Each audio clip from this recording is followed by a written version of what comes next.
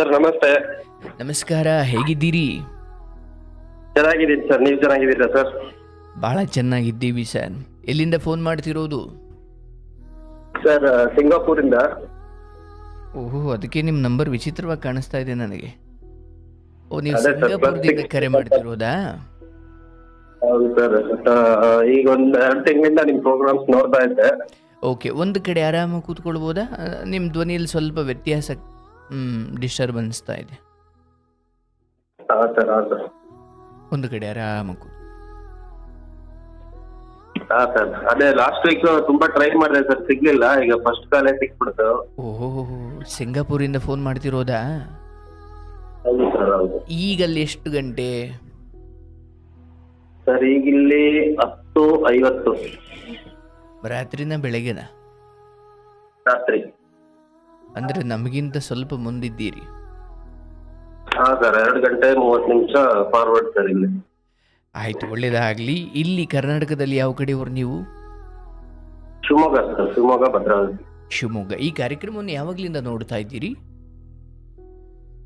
Sir actually reels ನೋಡ್ತಾ ಇದ್ದೆ sir, ನಾನು ಶಾರ್ಟ್ಸ್ ಬರುತ್ತಲ್ವಾ, ಫುಲ್ ಕಾರ್ಯಕ್ರಮ ಬಂದು ಲಾಸ್ಟ್ ಎಪಿಸೋಡ್ ಅಷ್ಟೇ ಸರ್ ನೋಡಿದ್ದು ಫುಲ್. ಓ, ನೀವು ಅಲ್ಲಿವರೆಗೂ ಈ ಚಿಕ್ಕ ರೀಲ್ಸ್ಗಳನ್ನಷ್ಟೇ ಕೇಳ್ತಾ ಇದ್ರಿ? ಅಷ್ಟೇ ಸರ್, ಅಷ್ಟೇ ಅಷ್ಟೇ ಸರ್. ಆಗಲಿ. ಏನು ಮಾಡ್ಕೊಂಡಿರೋದು ನೀವು? ಸರ್ ನಾನಿಲ್ಲಿ ಸೇಫ್ಟಿ ಡಿಪಾರ್ಟ್ಮೆಂಟ್ ಅಲ್ಲಿ ಇದ್ದೀನಿ. Safety department? ಹೌದು ಸರ್, ಸೇಫ್ಟಿ ಕೋಆರ್ಡಿನೇಟರ್. ಆಯಿತು, ಸಂತೋಷ. ಎಷ್ಟು ವರ್ಷ ನಿಮಗೆ? ಸರ್ ನನಗೆ ಈಗ 37. 37 ವರ್ಷ. ಹೌದು ಸರ್. ಭಾಳ ಸಂತೋಷ. ಏನಾದರೂ ಹಂಚ್ಕೊಳ್ಳೋದಿದೆಯಾ? ಹೌದು ಸರ್, ಹೌದು ಸರ್, ತುಂಬಾ ಇದೆ. ಆಗಲಿ. ಈ ಕರ್ನಾಟಕದಿಂದ ಅಲ್ಲಿಗೆ ಹೋಗಿ ಎಷ್ಟು ವರ್ಷ ಆಯಿತು? ಸರ್ ನಾನು 2009 ಬಂದಿದ್ದು. ಮತ್ತೆ 2016 ಮ್ಯಾರೇಜ್ ಆಯ್ತು. ಆಮೇಲೆ ಒಂದು 5 ವರ್ಷ ಊರಲ್ಲೇ ಇದ್ದೆ, ಮತ್ತೆ ಬಂದಿದ್ದೆ. ಆಗಲಿ ಸರ್. ಆರಾಮಾಗಿ ಒಂದು ಕಡೆ ಕೂತ್ಕೊಂಡು ಸ್ಪಷ್ಟವಾಗಿ ಮಾತಾಡಿ, ಸ್ವಲ್ಪ ಜೋರಾಗಿ ಮಾತಾಡಿ. ಹೇಳಿ, ಏನು ನಿಮ್ಮ ಕತೆ?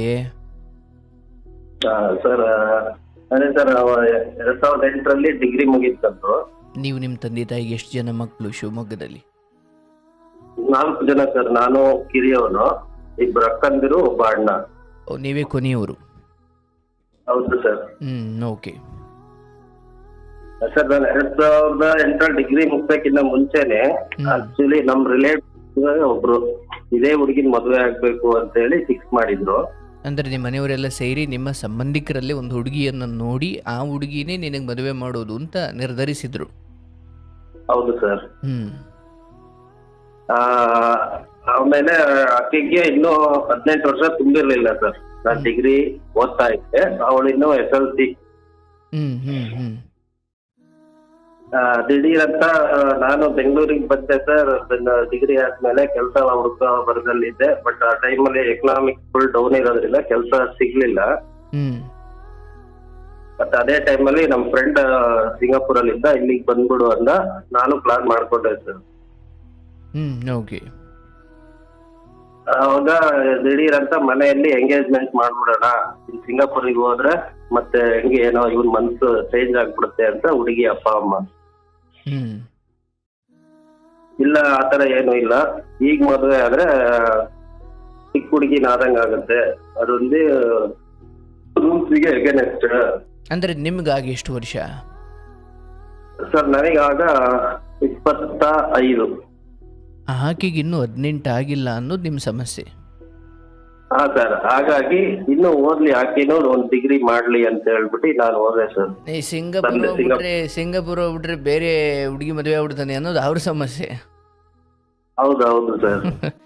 ಓಕೆ, ಸೊ ಅವ್ರು ಹೇಳಿದಾಗ ಏನಂದ್ರಿ ನೀವು?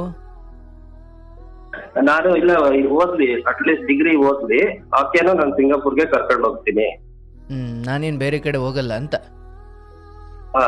ನಾನು ಡಿಗ್ರಿ ಮುಗಿಸ್ಲಿ, ನಾನೇ ಓದಿಸ್ತೀನಿ, ಆಮೇಲೆ ಅವಳನ್ನು ಕರ್ಕೊಂಡ್ ಬರ್ತೀನಿ ಅಂತ ಹೇಳ್ಬಿಟ್ಟು ಅವ್ರಿಗೂ ಧೈರ್ಯ ಹೇಳಿ, ಮನೆಗೂ ಧೈರ್ಯ ಹೇಳಿ ಬಂದೆ ಸರ್. ಆಮೇಲೆ ಅವ್ರ ಅಪ್ಪಾಜಿ ಮನೆ ಹತ್ರ ಆಗ್ಲಾಗ್ಲು, ಆದ್ರೆ ಅಕ್ಕಪಕ್ಕದ ಮನೆನೇ ಸರ್, ಒಂದು 5-6 ಮನೆ ಹೆಚ್ಚು ಕಡಿಮೆ. ಅಂದ್ರೆ ಒಂದೇ ಊರಲ್ಲ? ಒಂದೇ ಊರು, ಒಂದೇ ಬೀದಿ.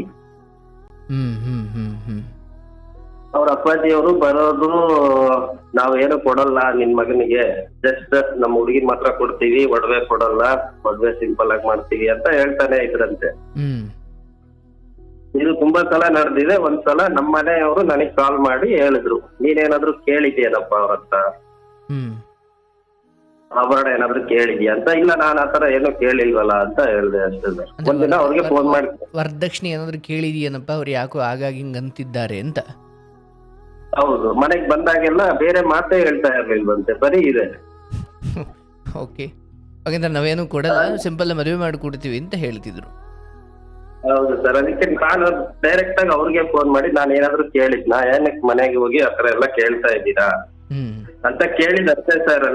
ಅವ್ರಿಗೆ ಒಂದು ಫೋನ್ ಮಾಡಿ ಹ್ಮ್ ಅವರು ಆಗ್ಲೇ ನಿನಗೆ ಸ್ಟಾಡಿ ಹೇಳ್ಕೊಟ್ಬಿಟ್ಟಿದ್ದಾರೆ, ನೀನ್ ನಿಮ್ ಮನೆ ನಿಮ್ಮ ಅಪ್ಪ ಅಮ್ಮನ ಮಾತೆ ಕೇಳ್ತೀಯಾ ಅಂತ ಹೇಳ್ಬಿಟ್ಟು ನಿನಗೆ ಹೆಣ್ ಕೊಡಲ್ಲ, ಹ್ಮ್ ಬೀದಿ ಹೋಗೋ ದಾಸನಿಗೆ ಬೇಕಂದ್ರೆ ಕೊಡ್ತೀವಿ, ನಿನಗ್ ಕೊಡಲ್ಲ ಅಂತ ಆಟ ಹಿಡಿದ್ರು.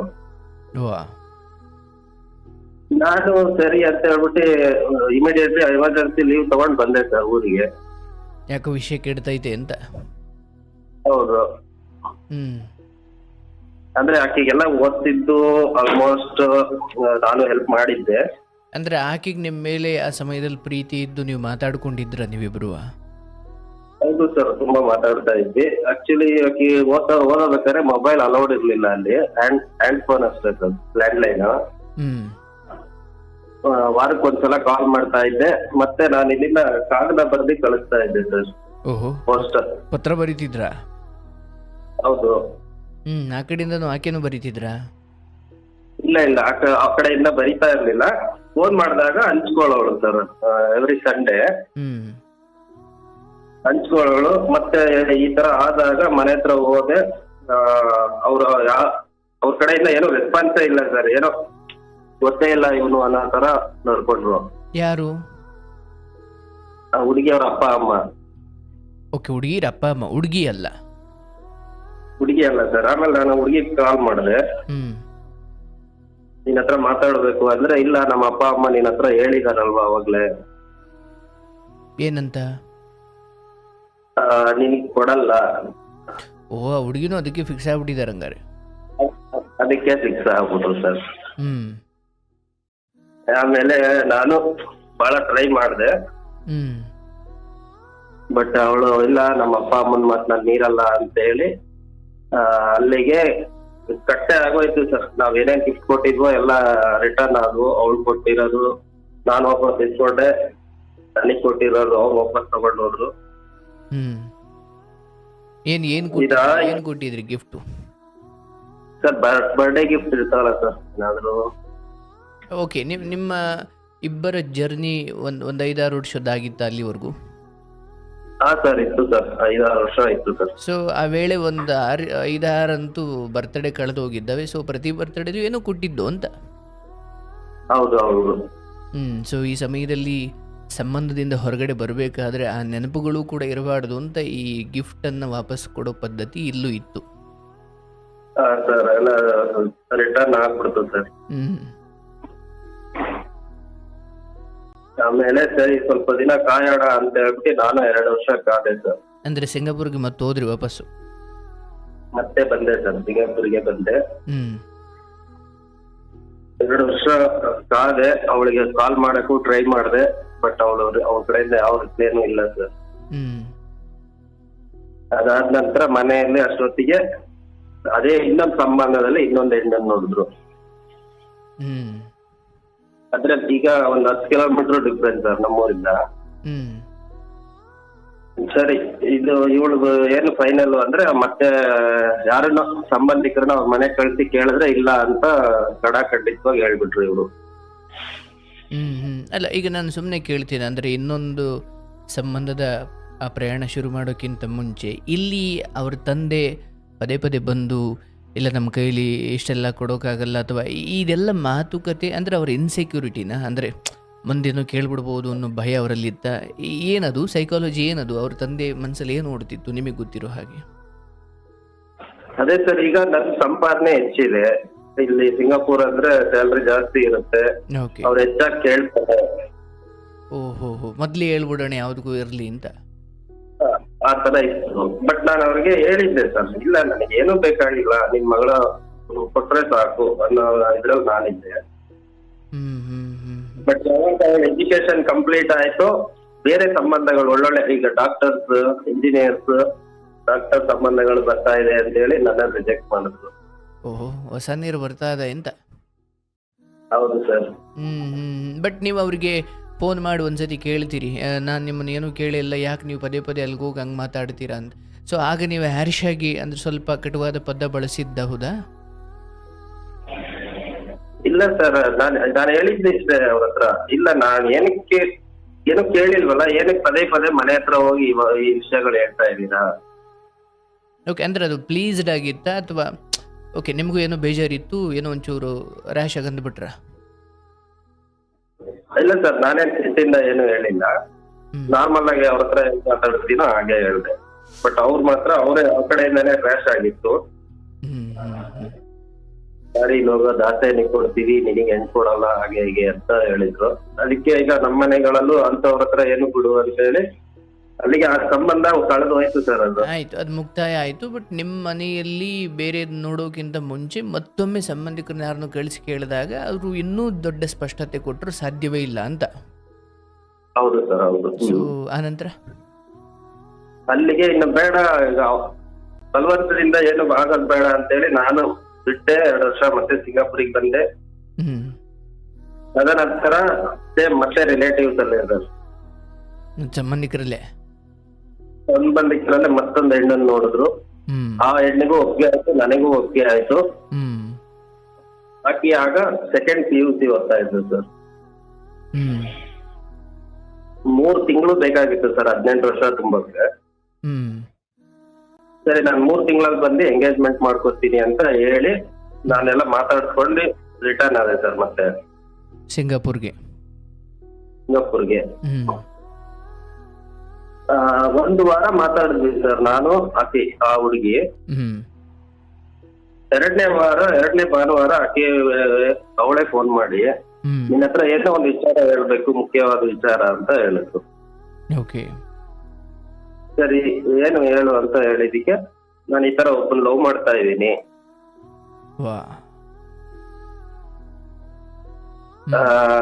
ನೀವೇ ನಿಮ್ ಮನೆಯಲ್ಲಿ ಹೇಳಿ ಈ ಮದ್ವೆನ್ ಕ್ಯಾನ್ಸಲ್ ಮಾಡಿಸ್ಬೇಕು, ನಾನಂತೂ ಹೇಳಕ್ ಬರಲ್ಲ, ನಿನ್ ಕಡೆಯಿಂದಾನೇ ಹೇಳ್ಬೇಕು ಅಂತ ಹೇಳ್ದೆ. ನಾನ್ ಅದಕ್ಕೆ ಹುಡುಗಿಗೆ, ಇಲ್ಲ ಈಗ ಕಾಮನ್ ಅದು ಅಫೆಕ್ಷನ್ ಇರ್ಬೋದು, ಮೇ ಬಿ ಯೋಚನೆ ಮಾಡು, 1 ವಾರ ಟೈಮ್ ತಗೋ, ನೆಕ್ಸ್ಟ್ ವೀಕ್ ನಾನು ಫೋನ್ ಮಾಡ್ತೀನಿ, ಅಷ್ಟರಲ್ಲಿ ನೀನ್ ಡಿಸೈಡ್ ಹೇಳು ಅಂತ ಹೇಳಿ 1 ವೀಕ್ ಟೈಮ್ ಕೊಟ್ಟೆ ಸರ್ ಆ ಹುಡುಗಿಗೆ. ಅಂದ್ರೆ ಆ ಹುಡುಗಿಯ ಆಂತರ್ಯ ಏನಿತ್ತಂದ್ರೆ, ಈಗ ನಾನು ಹೊರಗಡೆ ಇರೋ ನನ್ನ ಪ್ರೇಮದ ವಿಚಾರವನ್ನು ಮನೆಯಲ್ಲಿ ಹೇಳಿ ಕ್ಯಾನ್ಸಲ್ ಮಾಡೋ ಶಕ್ತಿ ಅಥವಾ ಅಷ್ಟಿಲ್ಲ, ಈಗ ನೀನೇ ಇದನ್ನ ನಿನ್ನ ಮೇಲೆ ಹಾಕೊಂಡು ಏನೋ ಒಂದು ಕಾರಣ ಕೊಟ್ಟು ನೀನೇ ಕ್ಯಾನ್ಸಲ್ ಮಾಡು ಅಂತ. ಹೌದು ಸರ್. ಸೊ ನೀವು 1 ವಾರ ಟೈಮ್ ಕೊಟ್ರಿ? 1 ವಾರ ಟೈಮ್ ಕೊಟ್ಟೆ. ಆ ಕಡೆಯಿಂದ ಯಾವುದೇ ಫೋನ್ ಬರ್ಲಿಲ್ಲ ಸರ್. ನಾನ್ ಫೋನ್ ಮಾಡಿದ್ರು ಪಿಕಪ್ ಮಾಡಿಲ್ಲ. ನಾನು ಈ ವಿಚಾರನ ನಮ್ಮ ಅಪ್ಪ ಅಮ್ಮ ಅವ್ರಿಗೆ ತಿಳಿಸ್ಬಿಟ್ಟೆ ಸರ್, ಈ ತರ ಫೋನ್ ಮಾಡಿದ್ಲು ಹುಡುಗಿ, ಈ ತರ ಹೇಳಿದಾಳೆ, ಸ್ವಲ್ಪ ಏನು ವಿಚಾರಿಸಿ ಅಂತ. ಅಯ್ಯೋ, ನಿಮ್ಮ ಅಪ್ಪ ಅಮ್ಮಂಗೆ ಹೇಳ್ಬಿಟ್ರಾ? ಹೇಳಿದೆ ಸರ್. ಅವರು ಅವ್ರ ಅಪ್ಪ ಅಮ್ಮನ ಮನೆಗೆ ಕರೆಸಿ ಮಾತಾಡಿದ್ದಾರೆ. ಅವರು ಆಗಲ್ಲ, ಈಗಿಲ್ಲ, ನನ್ ಮಗಳು ಆತವ್ರಲ್ಲ, ಈ ತರ ಅಲ್ಲ ಅಂತ ಇಲ್ಲಿ ಮಾತುಕತೆ ನಡೀತಾ ಇದೆ ಸರ್. ಆ ಹುಡುಗಿ ಇನ್ನೊಬ್ಬನ ಜೊತೆ ಅದೇ ಊರಲ್ಲಿ ಯಾರನ್ನೋ ಲವ್ ಮಾಡ್ತಿಲ್ಲ ಅಂತೆ, ಅವನ ಜೊತೆ ಜೂಟು. Yes sir. ಬಡ್ಜೀವ ನೀವು ಬದುಕಣ್ರಿ. ಇಲ್ಲ, ನಿಮ್ ಕತೆ ಏನಾಗ್ಬೇಕಿತ್ತು ಅಂದ್ರೆ ಇನ್ನಿಲ್ಲೂ ಮಾತುಕತೆ ಇನ್ನೂ ನಡೀತೈತೆ, ಅಷ್ಟೊತ್ ಕಾಲೇ ಪೇರಿ. ಹಾ ಸರ್, ಅವ್ರು ಇಲ್ಲಿ ಬಂದ್ ಮಾತಾಡ್ತಿದಾರೆ.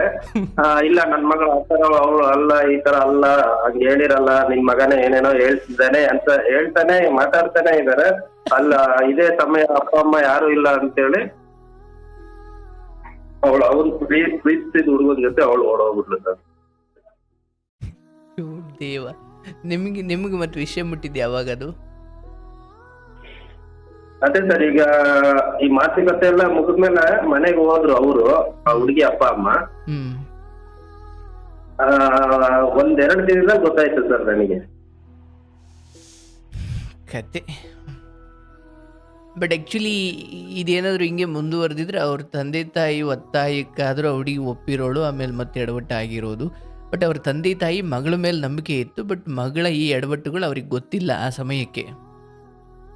ಹೌದು ಸರ್, ಹೌದು. ಒಳ್ಳೆ ಕತೆ. ನಿಮಗಂತೂ ಭಾಳ ತಲೆ ಇದು ಏನಪ್ಪ ಎರಡು ಹಿಂಗಾದು ಅಂತ ಅನ್ಸ್ಬಿಟ್ಟಿರುತ್ತೆ ಅವಾಗ. ಅನ್ಸಿದೆ ಸರ್, ಅನ್ಸಿ ಡಿಪ್ರೆಷನ್ಗೆ ಹೋಗಿ ಓ ಪಾಪ. ಮತ್ತೆ 4 ವರ್ಷ ವಿಚಾರನೇ ಬಿಟ್ಬಿಟ್ಟೆ ಸರ್, ಮದುವೆ ಅನ್ನೋ ವಿಚಾರನೇ ಬಿಟ್ಟೆ. ಆ ವೇಳೆಗೆ ನಿಮ್ಗೆ ಎಷ್ಟು ವರ್ಷ ಆ ಸಮಯಕ್ಕೆ ಇದೆಲ್ಲ ನಡೆಯೋ ಸಮಯದಲ್ಲಿ? ಅಷ್ಟೇ ಸರ್, ಇದು ಮುಗಿದ್ದು 2 ವರ್ಷಕ್ಕೆ. ಅದು 27 ಸರ್, 27, 28 ಅಂದ್ಕೊಳ್ಳೋಣ. ಸರ್. ಸೊ ಅದಾದ್ಮೇಲೆ ನಂತರ ಏನಾಯ್ತು? ನಂತರ ಸರ್ ಆಮೇಲೆ 1-2 ವರ್ಷ ಸರ್, ಆಮೇಲೆ ಅದ್ರ ಕಡೆನೆ ಹೋಗ್ಲಿಲ್ಲ. ಯಾವ ಮದುವೆನೂ ಬೇಡ, ಏನು ಬೇಡ ಅಂತ ಹೇಳಿ ನಾನು ಸೈಲೆಂಟ್ ಆಗಿ ನನ್ ಕೆಲ್ಸ ಆಯ್ತು, ಈ ತರ ಇದೆ ಸರ್. ಬಟ್ ಅಪ್ಪ ಅಮ್ಮ ಅವರು ಅಲ್ಲಿ ಇಲ್ಲಿ ಮ್ಯಾಚಸ್ ನೋಡ್ತಾನೆ ಇದ್ರು. ಸರಿ, ಸಂಬಂಧಿಕರು ನೋಡಿದಕ್ಕೆ ಹಿಂಗ ಆಗಿದ್ದಲ್ವಾ, ಹೊಸ ಸಂಬಂಧ ನೋಡೋಣ ಅಂತ ಹೇಳಿ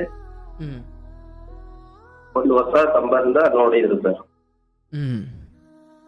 ಅವರು ಹಳ್ಳಿ ಜನ, ರೈತರು ಪ್ಲಸ್ ಸೇಮ್ ಸರ್. ಈಗ ಈಗ 2 ಕಡೆ ನೋಡಿದ್ದು ಚಿಕ್ಕ ಹುಡುಗಿರು, ಬಟ್ ಥರ್ಡ್ ಟೈಮ್ ನೋಡಿದ್ದು ಸೇಮ್ ಏಜ್, ಒಂದು 5-6 ತಿಂಗಳು ಹೆಚ್ಚು ಕಡಿಮೆ ಅಷ್ಟೇ ಸರ್. ಓಕೆ, ನಿಮ್ಮ ವಯಸ್ಸಿನವರೇ. ಇಬ್ಬರಿಗೂ ಭಾವನೆಗಳು ಒಂದೇ ಆಗಿರ್ತವೆ, ಅರ್ಥ ಮಾಡ್ಕೊತಾರೆ, ಚೆನ್ನಾಗಿರ್ತಾರೆ ಅಂತ ಹೇಳಿ ನೋಡಿದ್ರು. ಸೊ ಇದು ಹೊರಗಿನ ಸಂಬಂಧ? ಹೊರಗಿನ ಸಂಬಂಧ ಸರ್. ಆಯ್ತು. ನೋಡಿದ್ರು, ಈ ತರ ಇದೆ ಅಂತ ಹೇಳಿದ್ರು. ನಾನು 2 ತಿಂಗಳು ರಜೆ ತಗೊಂಡು ಬಂದೆ. ಹೋದೆ, ಫಸ್ಟ್ ಹುಡುಗಿನ ಮಾತಾಡಿದ್ದೆ ಸರ್. ನಾನು ಹುಡುಗಿ ಮನೆಗೆ ಹೋಗಿದ್ದೆ. ನಿಮ್ಮ ಅಪ್ಪ ಅಮ್ಮ ತುಂಬಾ ಹೇಳ್ತಿದ್ರು, ನನಗೆ ಸಿಟಿ ಲೈಫ್ ಇಷ್ಟ ಆಗಲ್ಲ, ಹಳ್ಳಿ ದನ ಕರ ತೋಟ ಅಂದ್ರೆ ತುಂಬಾ ಇಷ್ಟ. ಯಾರು ಹೇಳಿದ್ದಿ ಮಾತು? ಅದೇ ಸರ್, 3ನೇ ಆ ಹುಡುಗಿ ಹೇಳಿದ್ದು. ಒಬ್ಬೊಬ್ಬ ಸಖತ್. ಅಂದ್ರೆ ನಂಗೆ ಸಿಟಿ ಇಷ್ಟ ಆಗಲ್ಲ, ನಂಗೆ ಹಳ್ಳಿ ದನ ಕರು ತೋಟ ಇದು ಈ ಜೀವನ ಚಂದ ಇಷ್ಟ ಅಂತ. ಹೌದು ಸರ್. ನೀವೇನಂದ್ರಿ? ನಮ್ದು ಹಳ್ಳಿನೇ ಅಲ್ವಾ ಸರ್, ನಮ್ದು ತೋಟ ದನ ಕರು ಎಲ್ಲ ಕಟ್ಟಿದ್ವಿ. ಬಟ್ ನೀವು ಸಿಂಗಾಪುರದಲ್ಲಿ ಇರೋದು ಅದೆಲ್ಲ ಗೊತ್ತಿತ್ತು ಅವ್ರಿಗೆ? ಹಾ ಸರ್, ಗೊತ್ತಿತ್ತು. ಸರಿ ಆಯ್ತು ಅಂತ ಹೇಳ್ಬಿಟ್ಟು ಅಷ್ಟೇ ಸರ್, ಒಂದು 10 ನಿಮಿಷ ಮಾತಾಡಿರ್ತೀವಿ ಹುಡುಗಿ ನಾನು. ಅದೇ ಫೈನಲ್ ಆಯ್ತು ಸರ್ ಲಾಸ್ಟಿಗೆ. ಓಕೆ. 50-60 ದಿನ ರಜೆಯಲ್ಲಿ ಇರ್ಬೇಕಾಗಿರೋದ್ರಿಂದ ಸ್ವಲ್ಪ ಮದುವೆ 10-15 ದಿನದಲ್ಲೇ ಮದುವೆನೂ ಆಗೋಯ್ತು. ಅಂದ್ರೆ ನೋಡಿ ಒಂದು 10-15 ದಿವಸಕ್ಕೆ ಮದುವೆನೂ ಆಗೋಯ್ತು, ಒಂದು 2-3 ವಾರದಲ್ಲಿ? ಹೌದು ಸರ್. ಮದುವೆ ಆಗಿ ಅದೇ ಸರ್, ಈಗ ಅಪ್ಪ ಅಮ್ಮ ಹರಕೆ ಕಟ್ಕೊಂಡಿದ್ರು ದೇವಸ್ಥಾನಕ್ಕೆ, ಮರಿ ಹೊಡಿತೀವಿ ಅಂತ. ಮರಿ ಹೊಡಿತೀನಿ ಏನಕ್ಕೆ? ಅದೇ ಸರ್, ಮದುವೆ ಆದ್ರೆ ಈಗ ಎರಡು ಈ ತರ ಆಗಿದೆಯಲ್ಲ, 3ನೇ ಮದುವೆ ಆಗಿದೆ ಅನ್ನೋ ಒಂದು ಸಂತೋಷದಲ್ಲಿ ದೇವಸ್ಥಾನದಲ್ಲಿ ಪೂಜೆ ಇಟ್ಕೊಂಡಿದ್ರು ಸರ್. ಆಗ ಸೈಕಲ್ ಹೋಗ್ತಾ ಇದ್ವಿ ಸರ್. ನಾನ್ ಮದುವೆ ಆಗಿರೋ ಹುಡುಗಿ ಹಿಂದೆ, ನಾನ್ ಮುಂದೆ ಬೈಕ್ ಓಡಿಸ್ಕೊಂಡು ಹೋಗ್ತಾ ಇದ್ದೆ. ಹಾಗೆ ಯಾಕೋ ತುಂಬಾ ಅಂತರ ಕಾಯ್ಕೊಂಡು ಇಬ್ಬರ ಮಧ್ಯೆ ಒಂದ್ ಸ್ವಲ್ಪ ಡಿಸ್ಟೆನ್ಸ್, 1 ಫೀಟ್ ಅಷ್ಟು ಡಿಸ್ಟೆನ್ಸ್ ಇತ್ತು ಸರ್ ಬೈಕಲ್ಲಿ. ಅಂದ್ರೆ ಹೊಸಹಣ್ಣು ಗಂಡು ತರ ಇರ್ಲಿಲ್ಲ ಅಂತ? ಇರ್ಲಿಲ್ಲ ಸರ್, ಸ್ವಲ್ಪ ಕ್ಲೋಸ್ ಆಗಿ ಏನು ಆತರ ಏನು ಇರ್ಲಿಲ್ಲ. ನಾನು ಅದಕ್ಕೆ ಯಾಕೆ ಡಿಸ್ಟೆನ್ಸ್ ಮೇಂಟೈನ್ ಮಾಡ್ತೀರಾ, ನಾನ್ ನಿಮ್ ಕೈ ಗಂಡ ಫ್ರೀಯಾಗಿ ಇರ್ರಿ ಅಂತ ಒಂದು ಬುದ್ಧಿ ತರ ಹೇಳಿದೆ ಅಷ್ಟೇ ಸರ್. ಕ್ಲೋಸ್ ಅಷ್ಟಕ್ಕೆ ಅಕ್ಕಿ ನಾನು ಎಲ್ಲ ಹುಡುಗಿ ತರ ಅಲ್ಲ, ಎಲ್ಲರೂ ಹಂಗ್ ಮಾಡ್ತಾರೆ ಅಂತ ಹೇಳಿ ನಾನ್ ಹಂಗ್ ಮಾಡಕ್ ಬರಲ್ಲ ಒಂಥರ ಎಕ್ಸಾಕ್ಟ್ಲಿ ನೀವೇನು ಹೇಳಿದ್ರಿ ಆ ಗಾಡಿಲಿ ಹೋಗ್ಬೇಕಾದ್ರೆ? ಸರ್, ರಸ್ತೆಗಳು ಗುಂಡಿ ಸರಿ ಇಲ್ಲ, ಅವ್ರೆಲ್ಲಿ ಬಿತ್ತಾರೋ ಅಟ್ಲೀಸ್ಟ್ ಈಗ ನೋಡ್ತೀವಲ್ವಾ ಸರ್, ಹೇಗೆ ಹೋಗ್ತಾರೆ ತೋಳ್ ಮೇಲೆ ಕೈ ಇಟ್ಕೊಂಡಾಗ. ಹೌದು, ಅಂದ್ರೆ ಒಂಚೂರು ಗಟ್ಟಿಗೆ ಅಪ್ಕೊಳ್ಳೋದ್ರಿಂದ ಹಿಡಿದು ಅಥವಾ ಪಕ್ಕ ಗಟ್ಟಿಗೆ ನಾನು ಹಿಡ್ಕೊಂಡು ಕೂತ್ಕೊಳ್ಳವ ಅಂತ. ಗಟ್ಟಿ ಕೂತ್ಕೋ ಅಂತಾನೆ ಹೇಳ್ದೆ ಸರ್. ಅದಕ್ಕೆ ಆಕೆ ಇಲ್ಲ ನಾನು ಅಂತವಳಲ್ಲ, ನಾನು ಹಂಗ್ ಬೆಳೆದಿಲ್ಲ ಹಿಂಗ್ ಬೆಳೆದಿಲ್ಲ ಅಂತ ಸಂಬಂಧ ಇಲ್ಲದೆ ರೀತಿನೇ ಮಾತಾಡಿದ್ಲು. ವಾ. ಸರಿ ಅಂತೇಳಿ ಫಂಕ್ಷನ್ ಮುಗಿಸ್ಕೊಂಡು ಬಂದ್ವಿ ಸರ್. ಮತ್ತೆ ಇದು sir first night next day ಆಗ ನಮ್ ಫೋಟೋ ಕೊಟ್ಟಿದ್ರಲ್ಲ ಸರ್, ಹುಡುಗನ್ ಫೋಟೋ ಕೇಳ್ತಾರಲ್ವಾ, ಆ ಫೋಟೋನ ಅವಳ ಹಾಸಿಗೆಗೆ ಕೆಳಗಡೆನೆ ಇಟ್ಟಿದ್ಲು. ನಿಮ್ ಫೋಟೋ? ನಮ್ ಫೋಟೋ. ಆ ಫೋಟೋನ ತೆಗೆದ್ಬಿಟ್ಟು ಹಳೆ ಫೋಟೋ ಕೊಟ್ಟು ನನ್ನನ್ನ ಯಾಮರಿಸ್ಬಿಟ್ರಿ.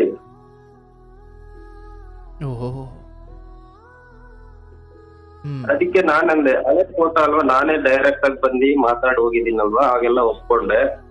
ಈಗ ಹಳೆ ಫೋಟೋ ಅಂತ ಎಲ್ಲ ಯಾಕೆ ಈ ತರ ಮಾತಾಡ್ತೀಯಾ ಅಂದ್ರೆ ಫೋಟೋದಲ್ಲಿ ಇದ್ದಷ್ಟು ಇಲ್ಲಿ ಚೆನ್ನಾಗಿಲ್ಲ, ನಾನು ಫೋಟೋ ನೋಡಿ ಆಮಾರಿಬಿಟ್ಟೆ ಅನ್ನೋದನ್ನ ಈ ಮೊದಲ ರಾತ್ರಿಯ ಸಮಯದಲ್ಲಿ ಹೇಳ್ತಿದ್ದಾರೆ. ಅದೇ ರೀತಿ ಹೇಳ್ಬಿಟ್ರು ಸರ್. ಅಲ್ಲ ಕಣವ, ನಾನೇ ಬಂದಿದ್ನಲ್ಲೋ ನೀನು ನೋಡ್ಲಿಕ್ಕೆ, ಹೇಳೋದಿದ್ರೆ ಅವಾಗ್ಲೇ ಹೇಳ್ಬೇಕು ತಾನೇ ನನ್ನ ಅಂತ ನೀವು ಹೇಳಿದ್ರಿ. ನಾನು ಹಾಗೆ ಹೇಳ್ದೆ, ನಾನೇ ಬಂದಿದ್ನಲ್ಲ ಆಗ್ಲೇ, ಇಲ್ಲ ನೀವ್ ಚೆನ್ನಾಗಿಲ್ಲ ನನಗೆ ಇಷ್ಟ ಆಗಿಲ್ಲ ಅಂತ ಹೇಳಿದಿದ್ರೆ ಇಷ್ಟು ಮೂವ್ ಆಗ್ತಾನೆ ಇರ್ಲಿಲ್ಲ. ಏನೋ ನಡೆದೋಯ್ತು ಅಂತ ಅಲ್ಲಿ ತಪ್ಪಿಸ್ಕೊಂಡ್ರು. ನೆಕ್ಸ್ಟ್ ದಿನ ದೇವಸ್ಥಾನಕ್ಕೆ ಹೋಗಿದ್ವಿ ಸರ್. ಅಲ್ಲಿ ಒಂದ್ ಸೆಲ್ಫಿ ತಗೊಳ್ಳೋಣ ಅಂತ ಈ ತರ ಕ್ಯಾಮ್ರಾ ಮುಂದೆ ಇಟ್ಟೆ ಅಷ್ಟೇ ಸರ್. ಆಮೇಲೆ ಸೆಲ್ಫಿ ಫೋಟೋ ತಗೋದ್ರೆ ಆಕಿ ಮುಖ ಬರ್ಲಿಲ್ಲ, ಆಕಿ ಇದ್ದ ತಲೆ ತಿರುಗಿಸ್ಕೋಬಿಟ್ಲು. ನನಗೆ ಫೋಟೋಸ್ ಎಲ್ಲ ಇಷ್ಟ ಆಗಲ್ಲ. ಆಕಿ ಏನು ಓದಿರೋದಾ, ಅಂದ್ರೆ ಏನು ಓದಿದ್ರು ಅವರು? ಸರ್ ಆಕಿ ಡಿಪ್ಲೊಮಾ ಇನ್ ನರ್ಸಿಂಗ್. ಬಟ್ ಅವ್ರು ಇಲ್ಲಿ ಕೆಲ್ಸಕ್ಕೆ ಹೋಗ್ತಿಲ್ಲ, ಮನೇಲಿ ಇರ್ತಿದ್ರು? ಇಲ್ಲ ಸರ್, ನಾ ಮದ್ವೆಗೆ ಮುಂಚೆ ಹೋಗ್ತಾ ಇದ್ರಂತೆ. ಸೊ ಆ ನಂತರ ಬಿಟ್ರು? ಆ ನಂತರ ಮದುವೆ ಆಗಿದ ತಕ್ಷಣ ಕೆಲಸ ಬಿಟ್ಟು. ಓಕೆ, ಈ ಫೋಟೋ ವಿಚಾರಕ್ಕೆ ಬರೋಣ. ಅಂದ್ರೆ ಅವ್ರ ಮುಖ ತಿರ್ಸ್ಕೊಂಡಿದ್ದು ನನಗಿದು ಅಂದರೆ ಫೋಟೋ ಇದೆಲ್ಲ ನನಗೆ ಬೇಡ ಅನ್ನೋದ, ಬಟ್ ಅದು ನಿಮ್ಮ ಫೋಟೋ ತಿರಸ್ಕಾರ ಅಲ್ಲ, ಅದು ನಿಮ್ಮ ತಿರಸ್ಕಾರ ಅಂತ ನಿಮಗೆ ಗೊತ್ತಾಗ್ತಿತ್ತು? ಹೌದು ಸರ್. ಮದುವೆ ಆದಾಗಿಂದಾನು ಈ ತರ ಏನೋ ಸಡನ್ ಆಗಿ ಶಾಕ್ ಕೊಡ್ತಾನೆ ಇದ್ಲು. ಅದಕ್ಕೆ ನಾನು ಸುಮ್ಮನೆ ಸ್ವಲ್ಪ ದಿನ ಓಡ್ತಿದ್ದೆ ಸರ್. ಈಗ ಹೆಂಗಿದ್ರು ನಾನು ಮತ್ತೆ ಬರ್ಬೇಕಿತ್ತಲ್ವ ಸಿಂಗಾಪುರ್ಗೆ. ಆಗ ಎಲ್ಲಾದ್ರೂ ಹೊರಗಡೆ ಹೋದ್ರು ಸಹ ನಾನೇ ಕೇಳ್ತಿದ್ದೆ, ಹೊರಗೆ ಹೋದ್ರೆ ಎಲ್ಲೋಗಿದ್ದೀರಾ, ಎಷ್ಟೊತ್ತಿಗೆ ಬರ್ತೀರಾ ಅಂತ. ಏನು ಕೇಳೋದೇ ಇಲ್ವಲ್ಲ ಅಂತ ಕೇಳಿದ್ರೆ, ಓದೋರಿಗೆ ಬರಕ್ ಗೊತ್ತಿಲ್ವಾ, ಓದೋರಿಗೆ ಬರೋದ್ ಗೊತ್ತಿಲ್ವಾ ಅಂತ. ಓದೋರಿಗೆ ಬರಕ್ ಗೊತ್ತಿಲ್ವಾ, ನಾವೇನ್ ಫೋನ್ ಮಾಡಿ ಕೇಳೋದು ಅದನ್ನ. ಬಟ್ ನೀವು ಅವರನ್ನು ತುಂಬ ಪ್ರೀತಿಸೋರಾಗಿ ಅಥವಾ ಅಂಥದ್ದೊಂದು ಸುಂದರ ಜೀವನವನ್ನ ಬಯಸೋರಾಗಿ ನಮ್ಮನ್ನು ಒಂಚೂರು ಕಾಳಜಿ ಮಾಡಲಿ ಅನ್ನೋದು ನಿಮ್ಮ ಪ್ರೀತಿ ಅಥವಾ ನಿಮ್ಮ ಅಪೇಕ್ಷೆ. ಬಟ್ ಅವರು ಅದು ಅಂತಹ ಯಾವ ಭಾವನೆಯನ್ನು ಅವರು ಹೊಂದಿರಲಿಲ್ಲ ಅಥವಾ ನಿಮ್ಮ ನಿರೀಕ್ಷೆಯನ್ನು ಅರ್ಥ ಮಾಡ್ಕೊಂಡು ಅವ್ರು ಬದುಕ್ತಿರ್ಲಿಲ್ಲ ಅಂತ. ನೀವು ಸಿಂಗಾಪುರಿಗೆ ಕರ್ಕೊಂಡು ಹೋಗಿದ್ರ ಅವ್ರನ್ನ? ಇಲ್ಲ ಸರ್, ಇಲ್ಲ. ಓಕೆ, ಅಂದ್ರೆ ನೀವು ಒಬ್ಬರೇ ಸಿಂಗಾಪುರ್ಗೆ ಹೋದ್ರಿ? ಸೊ ಅಲ್ಲಿಗೆ ಫೋನ್ ಮಾಡಿ ಊಟ ಆಯ್ತಾ, ತಿಂಡಿ ಆಯ್ತಾ, ಏನ್ ಮಾಡ್ತಿದ್ರಿ, ಈ ತರದ್ದು ಏನು ಮಾತಾಡ್ತಿರ್ಲಿಲ್ಲ ಅಂತ? ಕೇಳಲ್ಲ ಸರ್, ಹೊಟ್ಟೆ ಹಸಿದ್ರೆ ಅವ್ರು ಊಟ ಮಾಡ್ತಾರೆ, ನಾವೇನ್ ಕೇಳೋದು. ಅಯ್ಯೋ, ಈಗ ಫೋನ್ ಕರೆ ಮಾಡಿದ್ರೆ ಬೇಕು ಅಂದ್ರೆ ಮಾಡ್ತಾರೆ.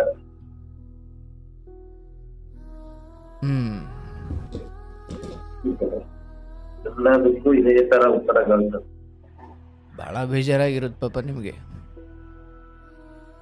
ಬೇಜಾರಲ್ಲ ಸರ್, ಒಂದ್ಸಲ ಸೂಸೈಡ್ ಅಟೆಂಪ್ಟ್ ಹೋಗ್ಬಿಟ್ಟಿದ್ದೆ. ಅಂದ್ರೆ ಈ ವಿಚಾರವಾಗಿ, ಈ ಮದುವೆ ಆಗಿರೋ ಹೆಣ್ಣಿನ ವಿಚಾರವಾಗಿ?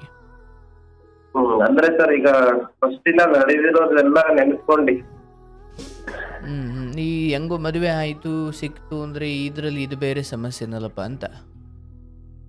ಸರ್, ಅಂದ್ರೆ ಇನ್ನೂ ತುಂಬಾ ವಿಚಾರಗಳು ನಮ್ಮಿಬ್ಬರ ಮಧ್ಯೆ ನಡೆದು ಈಗ ಇಬ್ಬರಿಗೂ ಮಾತುಕತೆ ಇಲ್ದಂಗೆ ಆಗಿದೆ ಸರ್. ಓಕೆ, ನೀವು ಸಿಂಗಾಪುರ್ ಹೋದ್ರಿ, ಮತ್ತು ಆನಂತರ ಇವರೊಂದಿಗೆ ಯಾವಾಗ ಯಾವಾಗ ನೀವು ಬಂದು ಸೇರ್ಕೊಳ್ತಿದ್ರಿ, ಅಥವಾ ಇವರನ್ನು ಯಾವಾಗ ನೀವು ಭೇಟಿ ಮಾಡ್ತಿದ್ರಿ? ಮತ್ತು ಇವ್ರ ಜೊತೆಗಿದ್ದು ಅವರನ್ನು ತಿದ್ದುವ ಕೆಲಸ ಆಗಬೇಕಿತ್ತಲ್ವ? ನೀವು ಹಂಗೆ ಹೋಗ್ಬಿಟ್ರೆ ಇವರು ತಮ್ಮ ಹಠವನ್ನು ಮತ್ತಷ್ಟು ಜಾಸ್ತಿ ಮಾಡ್ಕೊಳ್ತಿರ್ಲಿಲ್ವ ಒಂಟಿ ಆಗಿಬಿಟ್ರೆ? ಅದೇ ಸರ್, ಮತ್ತೆ ನಾನು 2 ತಿಂಗಳಿದ್ನಲ್ವ ಸರ್ ಮದುವೆ ಆದ್ಮೇಲೆ, ಹ್ಞೂ ಮತ್ತೆ 8-9 ತಿಂಗಳ ಮತ್ತೆ ರಿಟರ್ನ್ ಆಗ್ಬಿಟ್ಟೆ ಸರ್ ನಾನು. ಮತ್ತೆ 5 ವರ್ಷ ಬರ್ಲೇ ಇಲ್ಲ, ನಾನು ಅಲ್ಲೇ ಊರಲ್ಲೇ ಇದ್ದೆ ಸರ್. ಓಕೆ. ಹ್ಞೂ ಯಾವುದೇ ರೀತಿ ನಡವಳಿಕೆಗಳು ಒಂದು ಚೂರು ಬದಲಾವಣೆ ಆಗ್ಲೇ ಇಲ್ಲ ಸರ್. ಹ್ಞೂ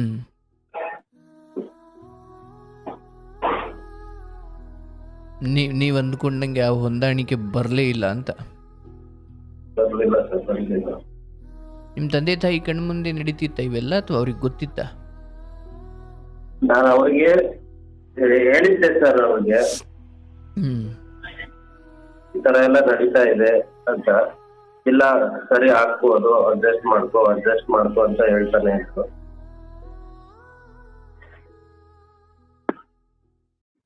ಕೊನೆಗೆ ಈಗ ಎಲ್ಲರಿಗೂ ತಿಳಿದಿದೆ ಸರ್, ಆಕೆ ಹೇಳೋ ಪ್ರಕಾರ ನಾನ್ ಸರಿ ಇಲ್ಲ ಅಂತ.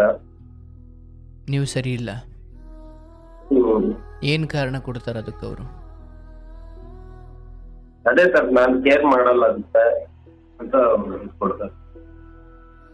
ಬಟ್ ನೀವು ಸಿಂಗಾಪುರ ಬಂದಾದ ಮೇಲೆ 5 ವರ್ಷ ಹೋಗ್ಲಿಲ್ವಲ್ಲ, ಅಲ್ಲಿ ಇಲ್ಲಿ ಏನು ಕೆಲಸ ಮಾಡ್ತಿದ್ರಿ ಯಾವಾಗ ನೀವು? ಸರ್ ನಾನು ಅಲ್ಲೇ ಸರ್, ತೋಟ ಇದೆ ನಮ್ದು, ತೋಟದ ಕೆಲಸ, ಹಸು ಸಾಕ್ತಾ ಇದ್ವಿ, ಹಸು ಮನೆ. ಓಕೆ. ಮನೆಯಲ್ಲಿ ರೈತಾಪಿ ಕೆಲಸ ಮಾಡ್ಕೊಂಡಿದ್ರಿ? ಹೌದು ಸರ್. ಬಟ್ ಈ ಮುಂಚೆ, ಮದುವೆ ಮುಂಚೆ, ನಂಗೆ ತೋಟ ಮನೆ ಹೊಲ ಇಷ್ಟ ಅಂದವ್ರು ಈ ಹುಡುಗಿನೇ ತಾನೆ? ಹಾ ಸರ್, ಇಷ್ಟ ಅಂತ ಹೇಳಿದ್ದು ಅವ್ರೆ. ಹ್ಮ್ ಬರ್ತಾ ಕಷ್ಟ ಆಗ್ಬಿಡ್ತು ಸರ್. ಏನು ಹೊಲ ಮನೆ ತೋಟ ಅಂತ ಓಡಾಡೋದೇನಿರಲಿಲ್ಲ, ಸುಮ್ಮನೆ ಇಷ್ಟ ಅಷ್ಟೇ? ಇಲ್ಲ ಸರ್, ನನಗೆ ಸ್ವಲ್ಪ ವಿಂಟರ್ ಸೀಸನ್ ಅಂದ್ರೆ ಆಗ್ ಬರಲ್ಲ ಸರ್. 5-5:30ಗೆಲ್ಲ ಎದ್ದೋಗ್ಬೇಕಲ್ಲ ಸರ್ ಹಸು ಇದ್ರೆ. ಹ್ಮ್ ಆ ಟೈಮ್ ಅಲ್ಲಿ ನಾನು ಎತ್ತಿ ಈ ಕೊಟ್ಟಿಗೆ ಕೆಲಸ ಎಲ್ಲ ಮುಗಿಸ್ಕೊಂಡು ಡೈರಿಗೆ ಹೋಗಿ ಹಾಲ್ ಹಾಕ್ಬಿಟ್ಟು ಬಂದು ಮನೆಗೆ ಬಂದ್ರು ಇನ್ನು ಎದ್ದೊಳ್ದೆ ನಾನು ಮಲ್ಕೊಂಡೇ ಇರ್ತಾ ಇದ್ರು. Full rejection sir, full rejection. So ಇಲ್ಲಿ ಯಾರು ಭಯಭಕ್ತಿ ಕೂಡ ಇರಲಿಲ್ಲ? ಇಲ್ಲ ಸರ್, ಏನು ಮಾತಾಡಂಗೆ ಇಲ್ಲ. ಒಂದು ಮಾತಾಡಿದ್ರೆ 10 ಮಾತು ರೆಡಿ ಸರ್. ಬಹಳ ನೋವಾಗೋ ತರ ಮಾತಾಡ್ಬಿಡ್ತಾನೆ.